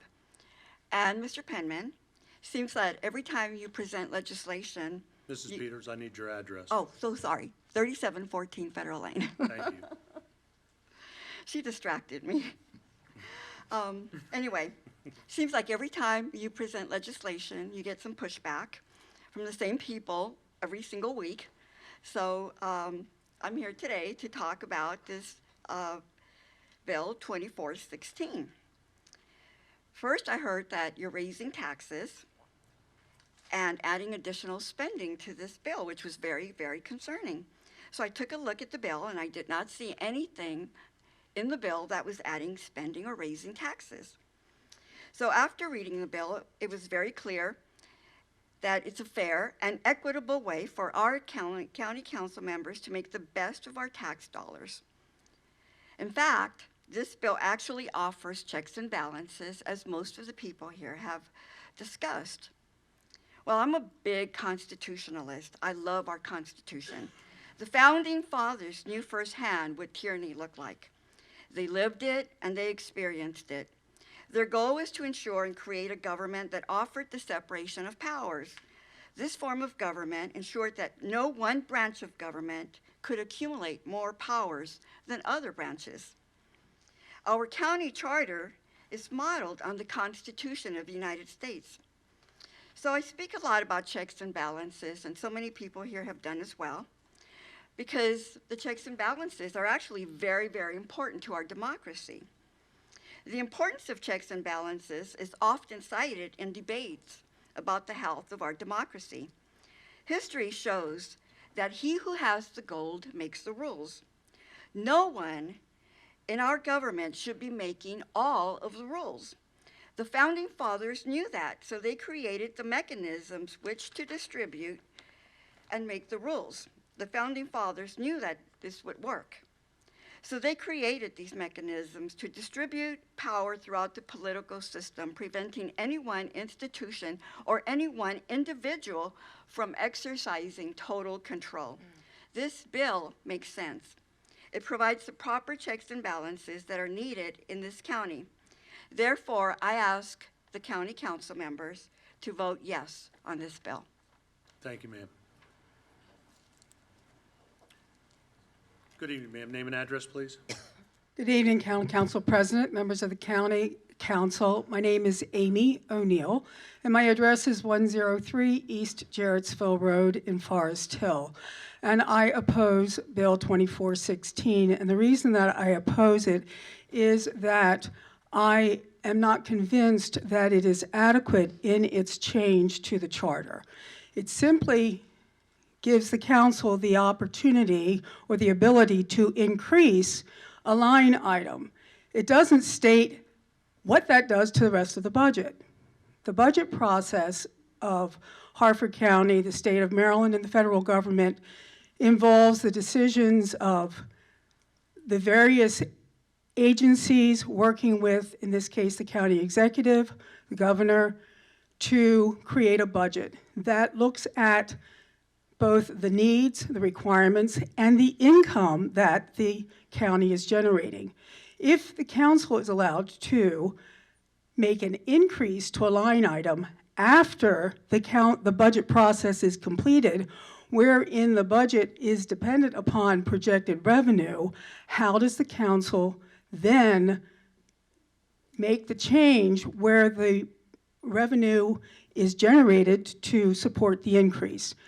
Therefore, with those questions, I submit that the legislation as it is written is inadequate, that greater consideration needs to be given to what happens when the council votes to increase a line item of a budget that has already been put together in its many pieces to match projected revenues.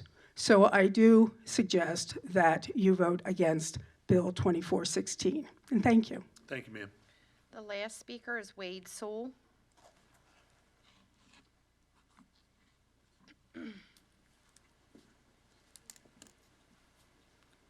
Good evening, sir. Name and address, please. Wade Sewell, 2414 Haddonhurst Court, Fallston, Maryland. Council President, council members, thank you for the opportunity to speak before you tonight. I want to thank this council for your strong financial advocacy on behalf of our school system. The additional $6.5 million that you secured for HCPS from the county government will go a long way to ensuring the financial integrity of our school system. I thank all of you, and I want to especially thank the efforts of Council President Vincenti, Council Vice President Tony G., my councilman, Councilman Penman, and Councilman Bennett. You all went above and beyond, putting in a tremendous amount of effort and time to understand the challenges our school system faces and going to bat for us. Some school systems around the state have virtually no fund balance going into next fiscal year. Yet in almost all cases, they receive an even greater portion of their county's overall budget. HCPS will continue to be an excellent steward of the taxpayer's dollar, as exemplified by our past conservative approach that has led to our current fund balance. I'm very thankful for the stewardship from our superintendent and past Board of Education. They ensured that we would have funding to weather financial storms, at least in the short term.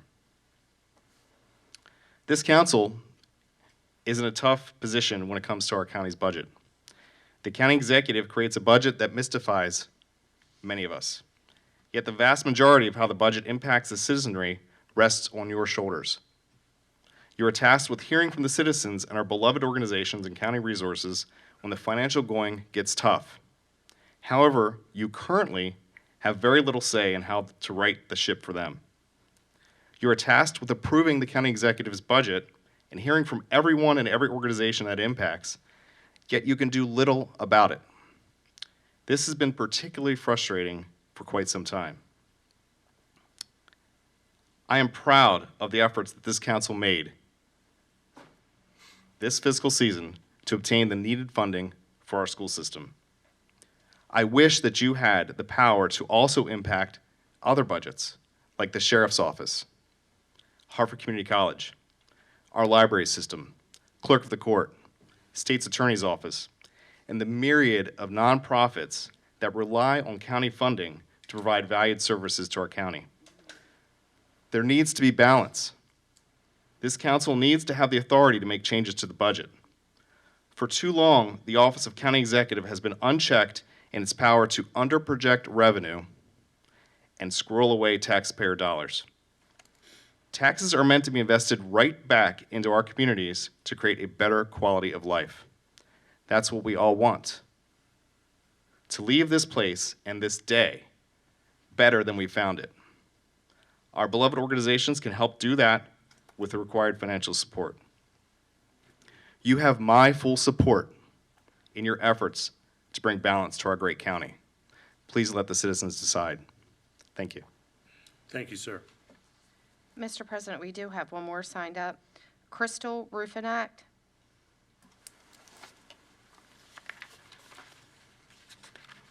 Good evening, ma'am. Name and address, please. Good evening. Crystal Rufinat, 700 Heston Court, Bel Air. I'm here tonight to speak in support of this amendment. I've taken multiple opportunities to engage with the budget, and my primary concern with this process in Harford County is that too much power lies with one position. It's my desire to see a better balance of power and increased checks and balances. I am a vocal opponent of the current county executive's budget and his dealings with other elected officials and citizens. If the opposite were true, and I had supported this budget and the behavior of our county executive, I would still be in support of this bill because I believe it will bring increased transparency and collaboration. The legislation would require increased engagement between the council and the county executive during the time between when the budget is released and when it's adopted. Currently, as a result of your intensive efforts, meeting with each department and other stakeholders, working with your budget analysts, as council members, you can propose changes, you can send letters, which we greatly appreciate, but the county executive can literally negate all of that work and ignore you. The county executive can ignore every stakeholder that provides input and go about as if none of that took place. Decreasing unilateral power of one would provide for better balance of power and those checks and balances. When considering this legislation, we have to think to future councils and future county executives. The situation we're currently in demonstrates perfectly the need for this change. Both last year and this year, the county executive held a community budget input session. The county executive reluctantly agreed to engage earlier this year about a date and a location because of the advocacy of many citizens. Last year, there was next to zero publicity, and that publicity came late. This year, when asked early, the county executive's response was, "Of course I'm interested in public input." It was, however, only due to our proactive approach, our publicity and arranging options for a venue that this was scheduled early and that it was well attended. Fast forward to the night of the input session when he would not look at us as we spoke. When his budget rolled out, there was no evidence that he listened to that input. Councilman Guthrie mentioned just now that we have heads of departments that work with the county executive that he doesn't work alone. They meet with him and they indicate what's needed. But not only does he not listen, he goes on a PR campaign against those people with false information. Some of my favorites: the superintendent doesn't live here. If schools would just do X, Y, and Z. And then he states something that represents less than 1% of this budget. As things continued to develop during this cycle, we learned about a backdoor deal between appointed members of the Board of Education and the county executive that would have been detrimental to the school system had the Board of Ed passed that effort.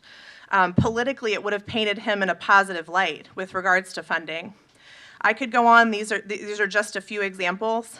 I ask that you vote in support of this. I think it's very important to us and the work that we do in this county. So thank you very much.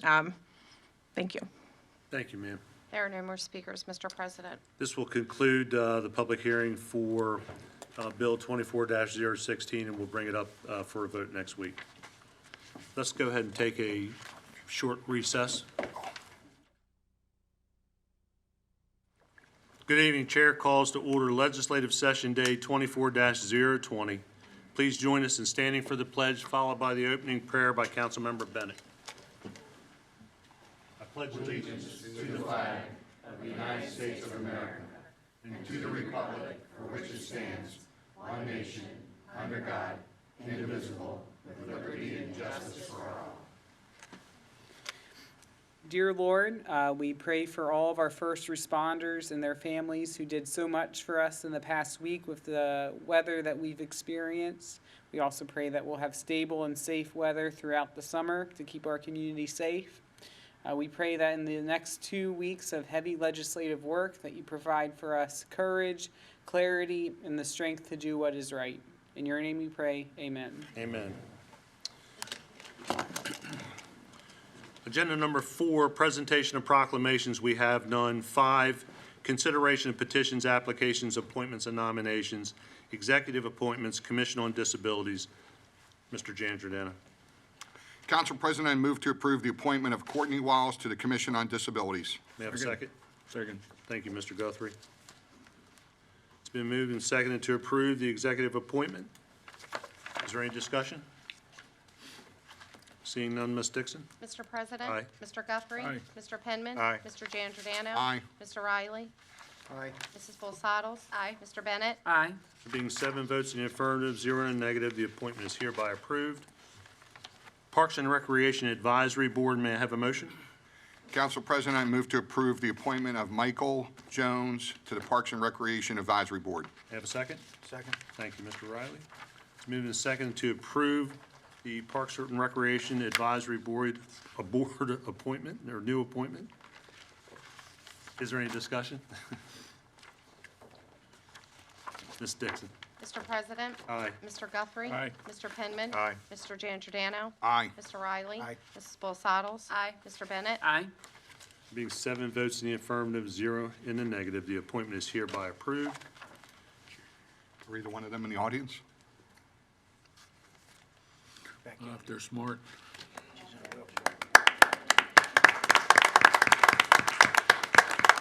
There we go. Thank you for your service. 6, special presentations, we have none. 7, approval of minutes. Public hearing June 4th, 2024. Legislative Day 24-018, June 4, 2024. Are there any corrections to the minutes? Seeing no corrections, the minutes stand approved. Council, may I have general consent to skip to agenda items 10 through 12 and return to item 8 thereafter? So be. Thank you. Agenda item 10, introduction and consideration of amendments. Amendments 1 to Workbook Grids Master Water and Sewer Plan Spring 2024 update. Mr. Riley, may I have a motion? Yes, I make a motion. May I have a second? Second. Thank you, Mr. Guthrie. To approve, I'm sorry. Thank you, Mr. Guthrie. It's been moved and seconded to approve Amendment 1 to the Workbook Grid. Is there any discussion? Seeing none, Ms. Dixon. Mr. President? Aye. Mr. Guthrie? Aye. Mr. Penman? Aye. Mr. Giangiordano? Aye. Mr. Riley? Aye. Mrs. Bolsados? Aye. Mr. Bennett? Aye. There being 7 votes in the affirmative, 0 in the negative, amendments 1 to Workbook Grid Master Water and Sewer Plan, Spring 2024 update is hereby approved. Amendments 1 through 3 to Resolution 007-24, Master Water and Sewer Plan, Spring 2024 update. May I have a motion? Council President, I move to approve amendments 1 through 3 to Resolution 007-24. May I have a second? Second. Thank you, Mr. Riley. Moved as second to approve amendments 1 through 3 to Resolution 007-24. Is there any discussion? Ms. Dixon. Mr. President? Aye. Mr. Guthrie? Aye. Mr. Penman? Aye. Mr. Giangiordano? Aye. Mr. Riley? Aye. Mrs. Bolsados? Aye. Mr. Bennett? Aye. There being 7 votes in the affirmative, 0 in the negative, amendments 1 through 3 to Resolution 007-24, Master Water and Sewer Plan Spring 2024 update are hereby approved. Mr. Giangiordano, please read amendments 37 to 79 for Bill 24014 into the record. Amendments 37 through 79 for Bill 2414, Annual Budget Appropriation Ordinance, introduced by Council President Vincenti at the request of the County Executive. Amendment number 37 on page 35 in line 12, strike $5,500,000 and substitute $6,000,000. You want me to read that? Okay. Strike in parentheses $5,500,000 and substitute $6,542,935. Amendment number 38 on page 35 in line 13, strike $62,950,000 and substitute $61,172,737. Amendment number 39 on page 35 in line 13, strike 60 in quotations, or do I have to say that? Yeah. It's not English. $62,950,000 and substitute $52,950,000. Amendment number 40 on page 35 in line 13, strike $62,950,000 and substitute $61,684,328. Amendment number 41 on page 35 in line 14, strike $44,562,000 and substitute $45,562,000. Amendment number 42 on page 35 in line 12, strike in parentheses $5,500,000 and substitute in parentheses $5,635,460. Amendment number 43 on page 35 in line 13, strike $62,950,000 and substitute $63,085,460. Amendment number 44 on page 35 in line 12, strike in parentheses $5,500,000 and substitute in parentheses $11,907,475. Amendment number 45 on page 35 in line 13, strike $62,950,000 and substitute $69,357,475. Amendment number 46 on page 40 in line 3, strike $5,500,000 and substitute $3 million. Amendment number 47 on page 40 in line 4, strike $1 million and substitute $3,500,000. Amendment number 48 on page 40 in line 3, strike $5,500,000 and substitute $4,500,000. Amendment number 49 on page 40 in line 4, strike $1 million and substitute $2 million. Amendment number 50 on page 40 in line 3, strike $5,500,000 and substitute $3,500,000. Amendment number 51 on page 40 in line 4, strike $1 million and substitute $3 million. Amendment number 52 on page 7 in line 23, strike $773,608,000 and substitute $780,108,000. Amendment number 53 on page 15 in line 11, strike $773,608,000 and substitute $780,108,000. Amendment number 54 on page 29 in line 15, strike $968,824,500 and substitute $975,324,500. Amendment number 55 on page 33 in line 12, strike in parentheses. On page 35 in line 12, strike in parentheses $5,500,000 and substitute 0. Amendment number 56 on page 35 in line 13, strike $62,950,000 and substitute $56,450,000. Amendment number 57 on page 35 in line 14, strike $44,562,000 and substitute $45,577,000. Amendment number 58 on page 35 in line 21, strike $165,792,000 and substitute $165,881,000. Amendment number 59 on page 37 in line 34, strike $165,792,000 and substitute $165,881,000. Amendment number 60 on page 40 in line 3, strike $5,500,000 and substitute 0. Amendment number 61 on page 40 in line 4, strike $1 million and substitute $6,500,000. Amendment number 62 on page 45 in line 14, strike $263,539,000 and substitute $263,628,000. Amendment number 63 on page 46 in line 6, strike $697,768,911 and substitute $704,268,911. Amendment number 64 on page 46 in line 8, strike $149,595,759 and substitute $156,095,759. Amendment number 65 on page 46 in line 9, strike $149,595,759 and substitute $156,095,759. Amendment number 66 on page 46 in line 16, strike in parentheses $36,608,400 $680,400 and substitute in parentheses $39,005,400. Amendment number 67 on page 46 in line 20, strike $54,633,349 and substitute $60,808,349. Amendment number 68 on page 46 in line 22, strike in parentheses $773,608,000 and substitute in parentheses $780,108,000. Amendment number 69 on page 46 in line 23, strike $2,656,979 and substitute $2,331,979. Amendment number 70 on page 46 in line 24, strike $38,680,400 and substitute $39,005,400. Amendment number 71 on page 59 in line 16, strike in parentheses $5,500,000 and substitute 0. Amendment number 72 on page 59 in line 17, strike $62,950,000 and substitute $56,450,000. Amendment number 73 on page 59 in line 19, strike $30,122,000 and substitute $31,122,000.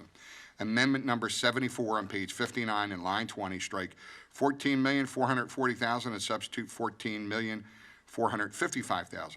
Amendment number 75 on page 59 in line 22, strike $6,458,000 and substitute $6,532,000. Amendment number 76 on page 59 in line 23, strike $165,792,000 and substitute $165,881,000. Amendment number 77 on page 59 in line 24, strike in parentheses $165,792,000 and substitute in parentheses $165,881,000. Amendment number 78 on page 61 after line 13, strike $5,500,000 and substitute 0. Amendment number 79 on page 61 in line 14, strike $1 million and substitute $6,500,000. Good job. I'm just getting warmed up. Let's go.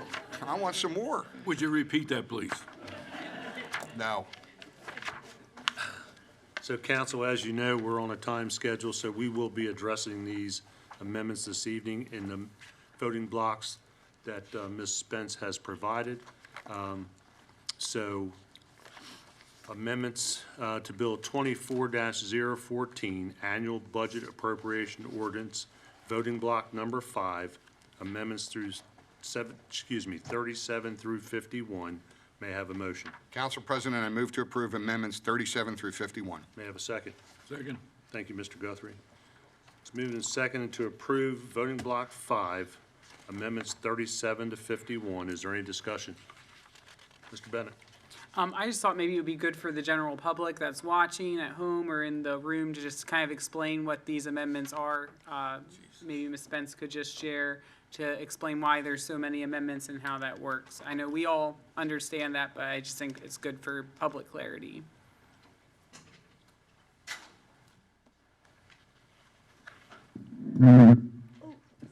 Is that the drop of the mic? Not yet. Not yet. Voting block number 5, basically amendments 37 through 51 were based on the amendments that you put forward last night and approved because they adjusted or decreased line items, the appropriation side. So we had to go back and balance the revenue side. So that's what these amendments do. Thank you. And all these amendments are what we would call balancers. Every one of them are balancers, correct? Anything else, Mr. Bennett? No, I just thought that would be good because it was a lot to read out at once to explain Absolutely. it. Thank you. Anyone else? Ms. Dixon? Mr. President? Aye. Mr. Guthrie? Aye. Mr. Penman? Aye. Mr. Giangiordano? Aye. Mr. Riley? Aye. Mrs. Bolsados? Aye. Mr. Bennett? Aye. Being 7 votes in the affirmative, 0 in the negative, voting block number 5, amendments 37 to 51 to Bill 24014 are hereby approved. Voting block number 6, amendments 52 to 54, may I have a motion? Council President, I move to approve amendments 52 to 54. May I have a second? Second. Thank you, Mr. Penman. It's moved and seconded to approve voting block number 6, 52 to 54. Is there any discussion? Ms. Spencer, you want to go ahead and? Sure. These 3 balancing amendments balance the general fund operating budget. So all the amendments that we did prior that affected the general fund operating budget, these are the 3 that balance that. Thank you. Any other questions? Ms. Dixon? Mr. President? Aye. Mr. Guthrie? Aye. Mr. Penman? Aye. Mr. Giangiordano? Aye. Mr. Riley? Aye. Mrs. Bolsados? Aye. Mr. Bennett? Aye.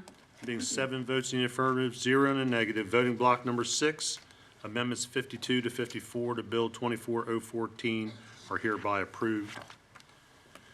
Voting block number 7, amendments 55 to 59. May I have a motion? Council President, I move to approve amendments 55 through 59. Thank you. May I have a second? Second. Thank you, Mr. Penman. It's moved and seconded to approve voting block number 7. Is there any discussion? Ms. Spence? Sure. Voting block 7, 55 through 59, balance the general capital budget. They're all from the capital budget, the general fund capital budget, and these will balance that portion of the capital budget, the general fund. Anyone else any discussion? Ms. Dixon? Mr. President? Aye. Mr. Guthrie? Aye. Mr. Penman? Aye. Mr. Giangiordano? Aye. Mr. Riley? Aye. Mrs. Bolsados? Aye. Mr. Bennett? Aye. There being 7 votes in the affirmative, 0 in the negative, voting block number 7 to Bill 24014 is hereby approved. Voting block number 8, amendments 60 to 62. May I have a motion? Council President, I move to approve amendments 60 to 62. May I have a second? Second. Thank you, Mr. Penman. It's moved and seconded to approve voting block number 8. Ms. Spence? Pretty much the same as block number 5, except this is for the Parks and Recreation capital fund. Thank you. Any other discussion? Ms. Dixon? Mr. President? Aye. Mr. Guthrie? Aye. Mr. Penman? Aye. Mr. Giangiordano? Aye. Mr. Riley? Mrs. Bolsados? Aye. Mr. Bennett? Aye. There's 7 votes in the affirmative, 0 in the negative. Voting block number 8 to Bill 24014 is hereby approved. Voting block number 9, amendments 63 to 70. May I have a motion? Council President, I move to approve amendments 63 through 70. May I have a second? Second. Mr. Penman, thank you. It's moved and second to approve voting block number 9, amendments 63 to 70. Ms. Spence? Voting block number 9, and these will be the last 3 that you see. This is the general fund, the operating side, the estimated unassigned fund balance. It's the statement that's in the back of the legislation, and it's balancing that. Thank you. Any other questions? Ms. Dixon? Mr. President? Aye. Mr. Guthrie? Aye. Mr. Penman? Aye. Mr. Giangiordano? Aye. Mr. Riley? Aye. Mrs. Bolsados? Aye. Mr. Bennett? Aye. There being 7 votes in the affirmative, 0 in the negative, voting block number 9 to Bill 24014 is hereby approved. Voting block number 10, amendments 71 through 77. May I have a motion? Council President, I move to approve amendments 71 through 77. May I have a second? Second. Thank you, Mr. Penman. It's moved and seconded to approve voting block number 10. Ms. Spence? Sure. Voting block 10 is the general capital fund balance statement and estimated of unappropriated fund balance. So it's balancing that statement that's in, again, the back of the budget ordinance. Thank you. Any other questions? Ms. Dixon? Mr. President? Aye. Mr. Guthrie? Aye. Mr. Penman? Aye. Mr. Giangiordano? Aye. Mr. Riley? Aye. Mrs. Bolsados? Aye. Mr. Bennett? Aye. Be 7 votes in the affirmative, 0 in the negative. Voting block number 10, amendments to Bill 24014 are hereby approved. Voting block number 11, amendments 78 and 79. May I have a motion? Council President, I move to approve amendments 78 and 79. May I have a second? Second. Thank you, Mr. Penman. It's moved and seconded to approve voting block number 11. Ms. Spence? And this block, the last two balancing amendments are to balance the Park and Recreation capital fund statement of estimated unappropriated fund balance. Any other questions? Ms. Dixon? Mr. President? Aye. Mr. Guthrie? Aye. Mr. Penman? Aye. Mr. Giangiordano? Aye. Mr. Riley? Aye. Mrs. Bolsados? Aye. Mr. Bennett? Aye. Being 7 votes in the affirmative, 0 in negative. Voting block number 11, amendments 78 and 79 to Bill 24014 are hereby approved. Mr. Giangiordano, please read Amendment 1 to Bill 24-016 into the record, please. Amendment 1 to Bill 24-16, Charter Amendment Article 5, Budget and Finance, Section 512, introduced by Council President Vincenti. Amendment number 1 on page 1 in line 9, after deficits, insert any increase in a budget item shall require an affirmative vote of at least 5 members of the council. Thank you. May I have a motion, please? Council President, I move to approve Amendment 1 to Bill 24-16. Thank you. May I have a second? Second. Thank you. It's moved and seconded to approve Amendment 1 to Bill 24-016. And in our conversations, I brought the amendment forward because I thought it was important that if we were going to move this, that we should have a supermajority, that no matter what, if this gets approved at this level, moves to the citizens, they need to be assured that this is a vote that will have a supermajority before it ever leaves this dais. So I hope you have your support for that. And there may be another amendment coming forward. So any other thoughts, comments? Mr. Bennett? I think requiring 5 votes helps ease that concern we heard of tonight of, you know, somebody going after something that's only going to impact or support their district or, you know, their passions, but it will reflect the fact that at least 5 out of 7 council members agree with that need for amendment to the budget in the future. So I think it's a good amendment. Thank you. Mr. Penman? Yeah, and I understand the reality of it is, to make it veto-proof, we're going to need 5 votes anyways if it were to come back. So I think it's a reasonable compromise. Anyone else? Mr. Giangiordano? Yeah, I'm not sure where I'm at this bill, but this does make it stronger. So if the bill does go through, I'd like to see a supermajority versus not, but just not sure where I'm at with the bill. Fair enough. Ms. Dixon? Mr. President? Aye. Mr. Guthrie? Aye. Mr. Penman? Aye. Mr. Giangiordano? Aye. Mr. Riley? No. Mrs. Bolsados? Aye. Mr. Bennett? Aye. There being 6 votes in the affirmative, 1 negative, the amendment to Bill 24-016 is hereby approved. Amendment 1 to Bill 24-023, zoning wall signs. May I have a motion? Council President, I move to approve Amendment 1 to Bill 24-023. Thank you. May I have a second? Second. Thank you, Mr. Riley. It's been moved and seconded to approve Amendment 1 to Bill 24-023. Is there any discussion? I believe it's important that, based on the conversations that I have with planning and zoning, that any property owner should not have the ability to have both signs. They either have a freestanding sign or a wall sign. And I just think this helps. One of the other things they wanted was the ability to have more teeth, but after talking to Ms. Herbeck, the ability for them to have the enforcement that they need is already there. I do believe that down the road, we will be revisiting this legislation for others, others. So I guess that's it. Any other comments? Mr. Giangiordano? So it's hard sometimes with the county has one issue with the signs and the municipalities have another issue with the signs. So what we do in the county doesn't apply to the town of Bel Air, town of Aberdeen, and town of Havre de Grace. So I just want to make that clear to everybody. My business is in the town of Bel Air, and they do have some very strict sign requirements, even with the amount of lighting that an LED or a sign could put out at nighttime. So that's all. Thank you. Anyone else? Ms. Dixon? Mr. President? Aye. Mr. Guthrie? Aye. Mr. Penman? Aye. Mr. Giangiordano? Aye. Mr. Riley? Aye. Mrs. Bolsados? Aye. Mr. Bennett? Aye. There being 7 votes in the affirmative, 0 in the negative, amendments 1 to Bill 24-023 is hereby approved. Amendments 1 through 10 to Bill 24024, Livability Code. May I have a motion? Council President, I move to approve amendments 1 through 10 to Bill 24-024. May I have a second? Second. Thank you, Mr. Riley.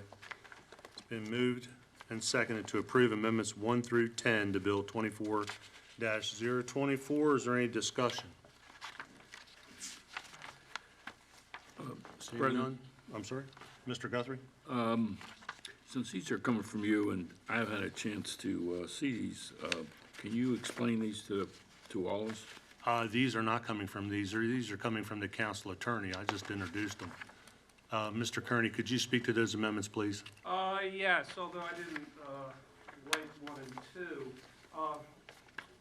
But essentially, all Who wrote 'em? these are Mary Kate. trying Okay. to correct the bill as it was drafted was improper.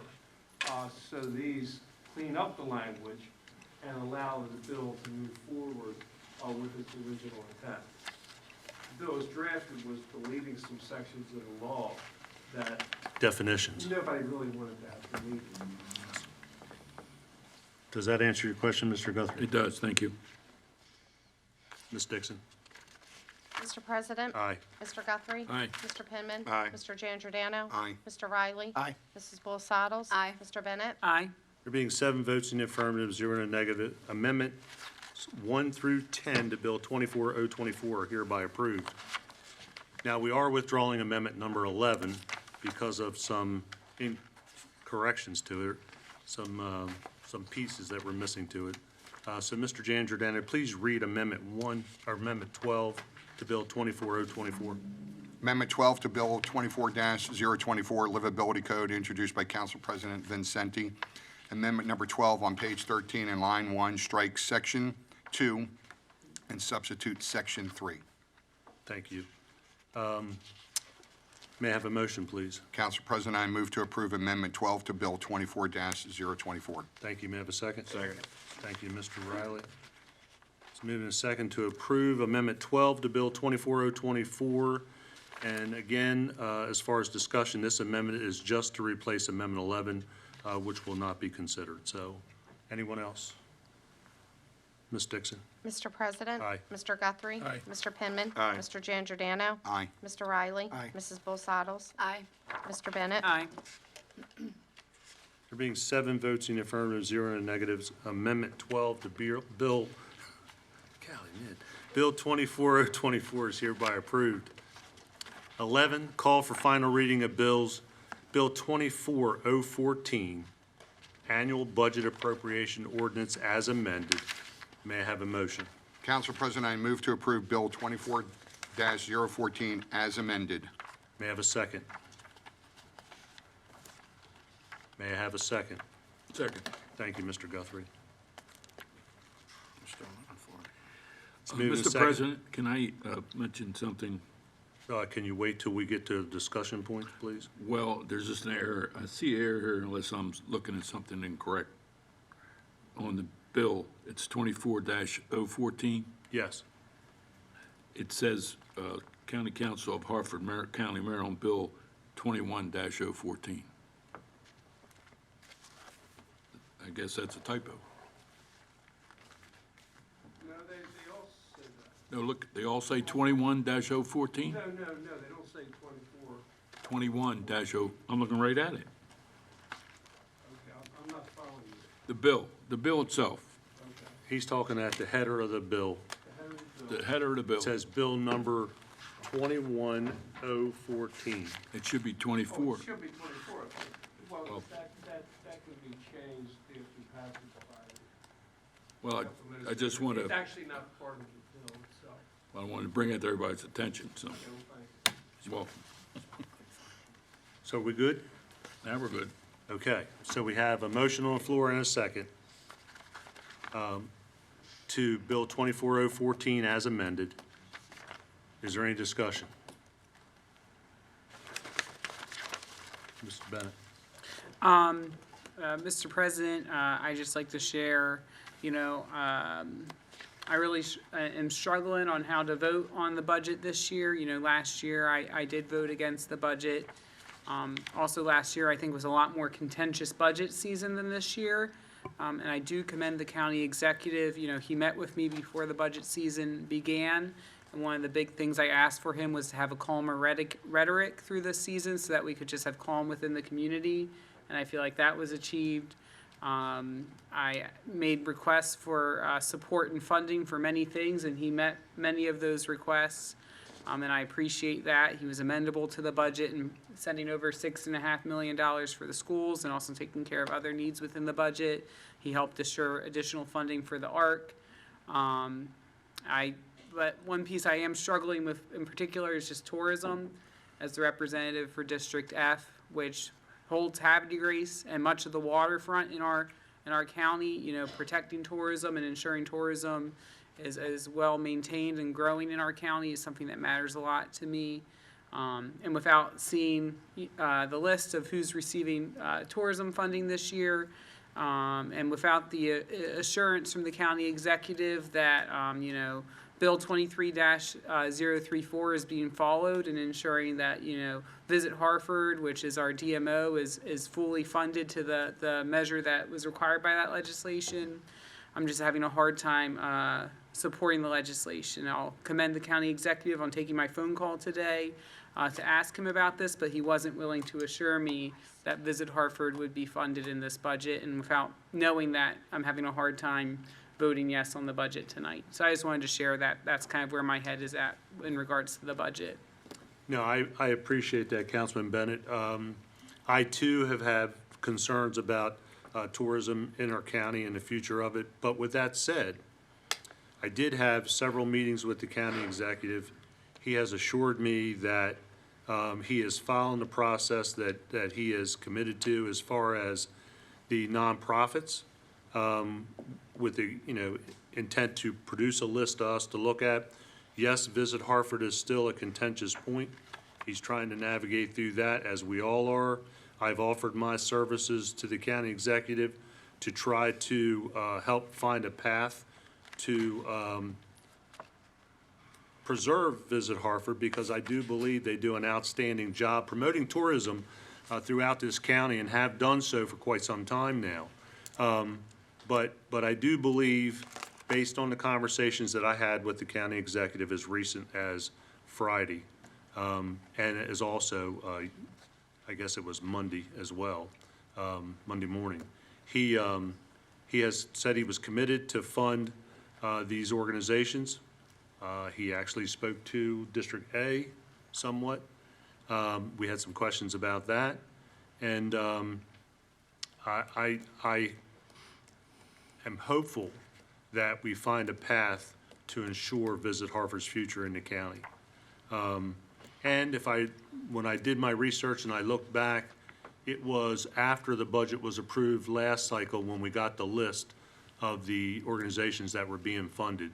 So I'm hoping that he's staying true to form with that, and we should receive them very shortly. Mr. Penman. Thank you, Mr. President. I too, like Councilman Bennett, remain disappointed in this budget and disappointed in the budget process.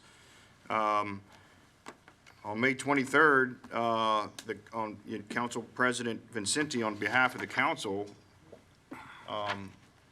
sent a request of things that needed to be addressed in the budget. Education to the threshold that we requested was not met. Civilian salaries were retaliated against, and they got zero. Visit Harford is still a question. The state's attorney's office, inundated with body-worn cameras, it wasn't addressed. The Humane Society, they have dogs they have no housing for. These are concerns that weren't addressed, and while we did make some progress because of the grit we have on the council, I think there's definitely some issues with this budget. With that said, saying no to the budget says no to all the things that are in the budget, you know, the new money for the public schools and the public safety and all these things. So I am torn with it. You know, I'm going to vote for it, but I just hope, you know, through this process in 2416, that communication door is a whole lot easier to use next year rather than this year. That's all I have, Mr. President. Thank you. Mr. Guthrie. I had some conversation with the county executive about the nonprofits. Certainly, nonprofits in our county do a lot of good for our county, all over our county. The problem I've had with some of the nonprofits is there's no accountability from the county to the nonprofits. Once we hand off the money, I think that there needs to be some accountability back to the county how they're spending it. We just don't see that kind of accountability. We're starting handing out lots of money, and I think we need to find out exactly where it's going and make sure it's going to the proper place. Because when I see, for instance, when I see the hotel tax money and how it's supposed to be spent on tourism, I mean, that's supposed to be what the money is, but when you look at the list of where that money goes and how it's spent, when you get the list, that you really got to question a lot of that, you know, what's that got to do with tourism? So that was two of the issues I have, is that we need to understand and make sure that this tourism money coming from the hotel tax is spent on tourism-related activities. Because when you look at that list, you all check it out, take a look at it, and then see what you come up with. But I come up with a lot of money going places which I don't quite understand. Mr. Guthrie, I can assure you that the organizations that I'm familiar with jump through hoops and go over hurdles to make sure that the county has a full accounting of every dollar that goes to that organization. I can't speak for 100% of them, but I can speak for a lot of them firsthand and have seen the documentation. So to blanket all the nonprofits would be wrong. No, I'm not trying to blanket all the nonprofits. I'm trying to say that. I think I heard what you said, but I'm just saying, I want to make sure that we don't blanket all of them.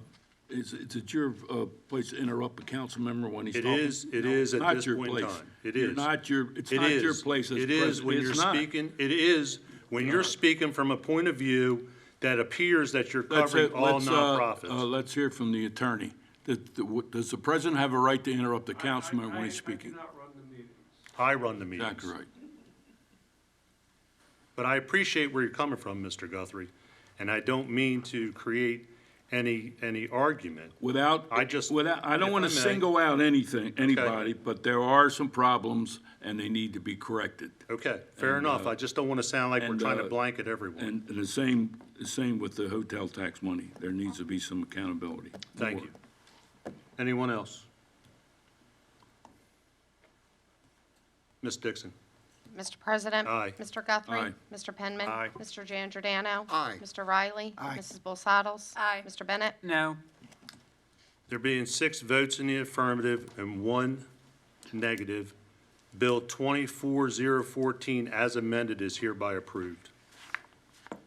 Bill 24-015, Pay and Classification Plan as amended. May I have a motion, please? Council President, I move to approve Bill 24-15 as amended. Thank you. May I have a second? Second. Thank you, Mr. Penman. It's been moved and seconded to approve the Bill 24-015 as amended. Is there any discussion? Ms. Dixon? Mr. President? Aye. Mr. Guthrie? Aye. Mr. Penman? Aye. Mr. Giangiordano? Aye. Mr. Riley? Aye. Mrs. Bolsados? Aye. Mr. Bennett? Aye. There being 7 votes in the affirmative, 0 in the negative, Bill 24015 as amended is hereby approved.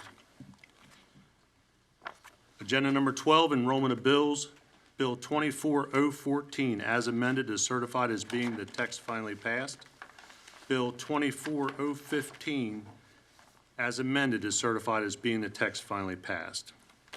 Back to agenda number 8, introduction and consideration of resolutions. Resolution 007-24, Master Water and Sewer Plan Spring 2024 Update as amended. May I have a motion? Council President, I move to approve Resolution 007-24 as amended. Thank you. May I have a second? Second. Thank you, Mr. Penman. It's moved and seconded to approve Resolution 007-24 as amended. Is there any discussion? Seeing none, Ms. Dixon? I'm sorry? No. I didn't know if Jimmy wanted to talk about this, but, It's going, it's good. okay. Well, I just want to just mention that Mr. Riley put a lot of work into getting this worked out for the Moose Lodge and Wargos, where they had previously paid for some improvements and finally getting their water and sewer pipe. So that's all. Thank you, Mr. Giangiordano. Anyone else? Ms. Dixon? Mr. President? Aye. Mr. Guthrie? Aye. Mr. Penman? Aye. Mr. Giangiordano? Aye. Mr. Riley? Aye. Mrs. Bolsados? Aye. Mr. Bennett? Aye. There being 7 votes in the affirmative, 0 in the negative, Resolution 007-24 as amended is hereby approved. Resolution 011-24, adoption of property tax rate. May I have a motion? Council President, I move to approve Resolution 011-24. May I have a second? Second. Thank you, Mr. Penman. It's moved and seconded to approve Resolution 011-24. Is there any discussion? Seeing none, Ms. Dixon? Mr. President? Aye. Mr. Guthrie? Aye. Mr. Penman? Aye. Mr. Giangiordano? Aye. Mr. Riley? Aye. Mrs. Bolsados? Aye. Mr. Bennett? Aye. Being 7 votes in the affirmative, 0 in the negative, Resolution 011-24 is hereby approved. Resolution 012-25, fiscal year 25 capital improvement program as amended.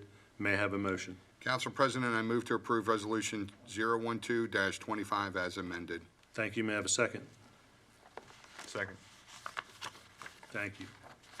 Mr. Penman. It's moved and I'm sorry? Oh. It's been moved and seconded to approve Resolution 012-25 as amended. Is there any discussion? Seeing none? Ms. Dixon? Mr. President? Aye. Mr. Guthrie? Aye. Mr. Penman? Aye. Mr. Giangiordano? Aye. Mr. Riley? Aye. Mrs. Bolsados? Aye. Mr. Bennett? Aye. There being 7 votes in the affirmative, 0 in the negative, Resolution 012-24 as amended is hereby approved. Number 9, introduction of bills, we have none. 14, unfinished business, we have none. 15, new business, see none. 17, comments and input from attending citizens. Ms. Dixon, do we have anyone signed up? There is no one signed up, Mr. President. Thank you.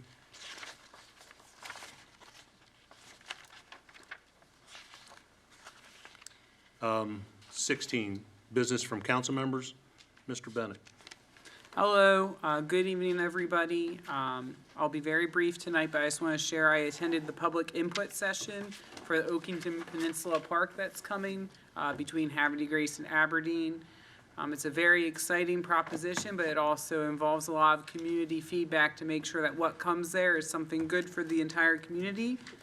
The Parks and Rec Department will be collecting your feedback up through the end of this month.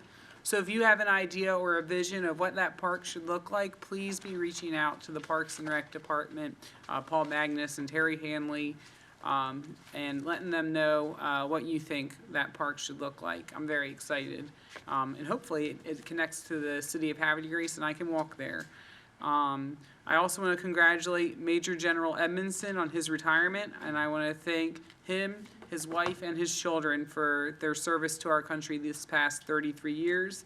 Getting to know him the past 2 years as a councilman who represents a good portion of APG, has been a real treat to be able to have dinner with him and his family and to be able to share a vision for APG's connectiveness to the rest of the county.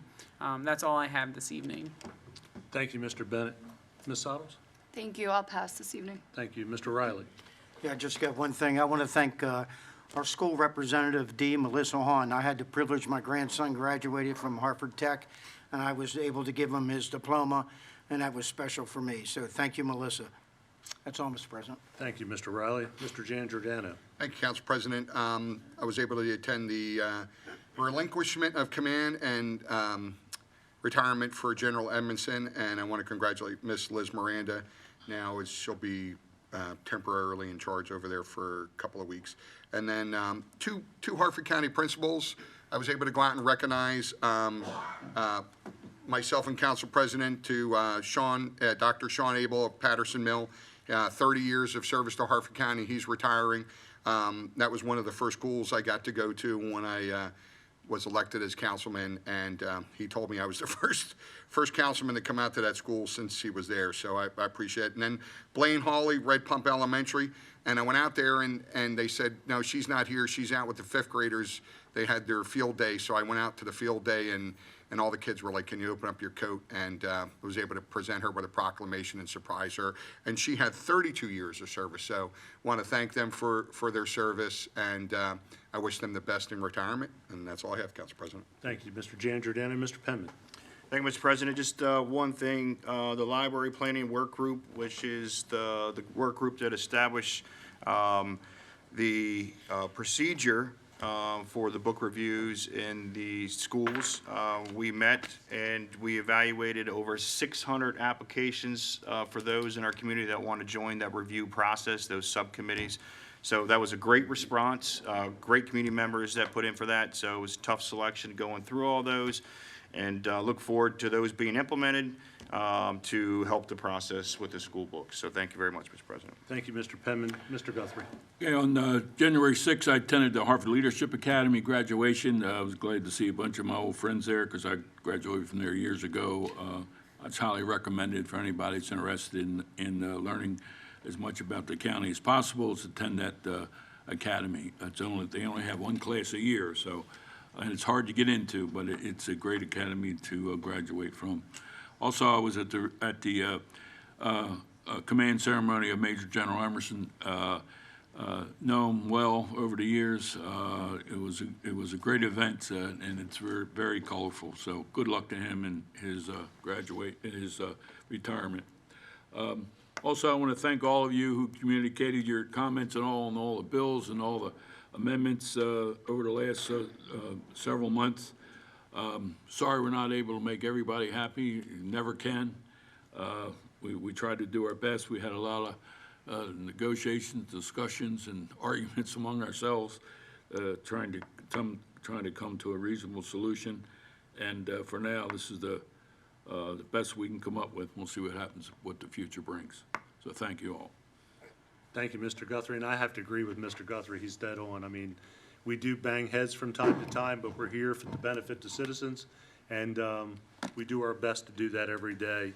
I wasn't going to have any comments tonight in closing, but they talked about Rob and Ellen Edmondson, General Edmondson and Mrs. Edmondson, and what a fantastic representation of a family. 33 years together in the military. They've done everything together. When we visit them at quarters 1, they have a little chain in one side of the room there, and it's every station, every base, every place they've been. And I just can't imagine picking up and moving as many times as they had. And we went to the retirement dinner the night before, and the comments, the accolades, the work that Mr. Edmondson has done, not only while he was commanding general here at Aberdeen, but throughout his career, was amazing. True combat warrior, there's no question about that, and we thank them all for their service. But then even more importantly, on a personal level for me, we got a shock of our life last night when they brought my grandson home from the hospital.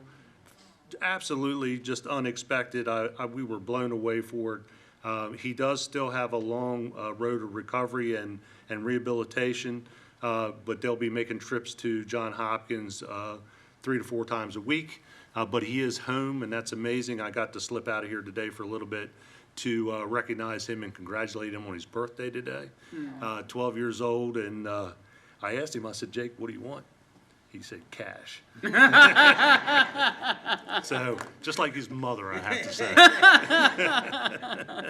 But, You can't spend it all. no, right. But no, just wish him a happy birthday and just absolutely so grateful and blessed, not only for the fact of him coming home, but for the amazing health care he received at Johns Hopkins. And we are also fortunate to have those facilities local for us. So with that, I'll go ahead and close this meeting. Thank you. Got your coffee up here.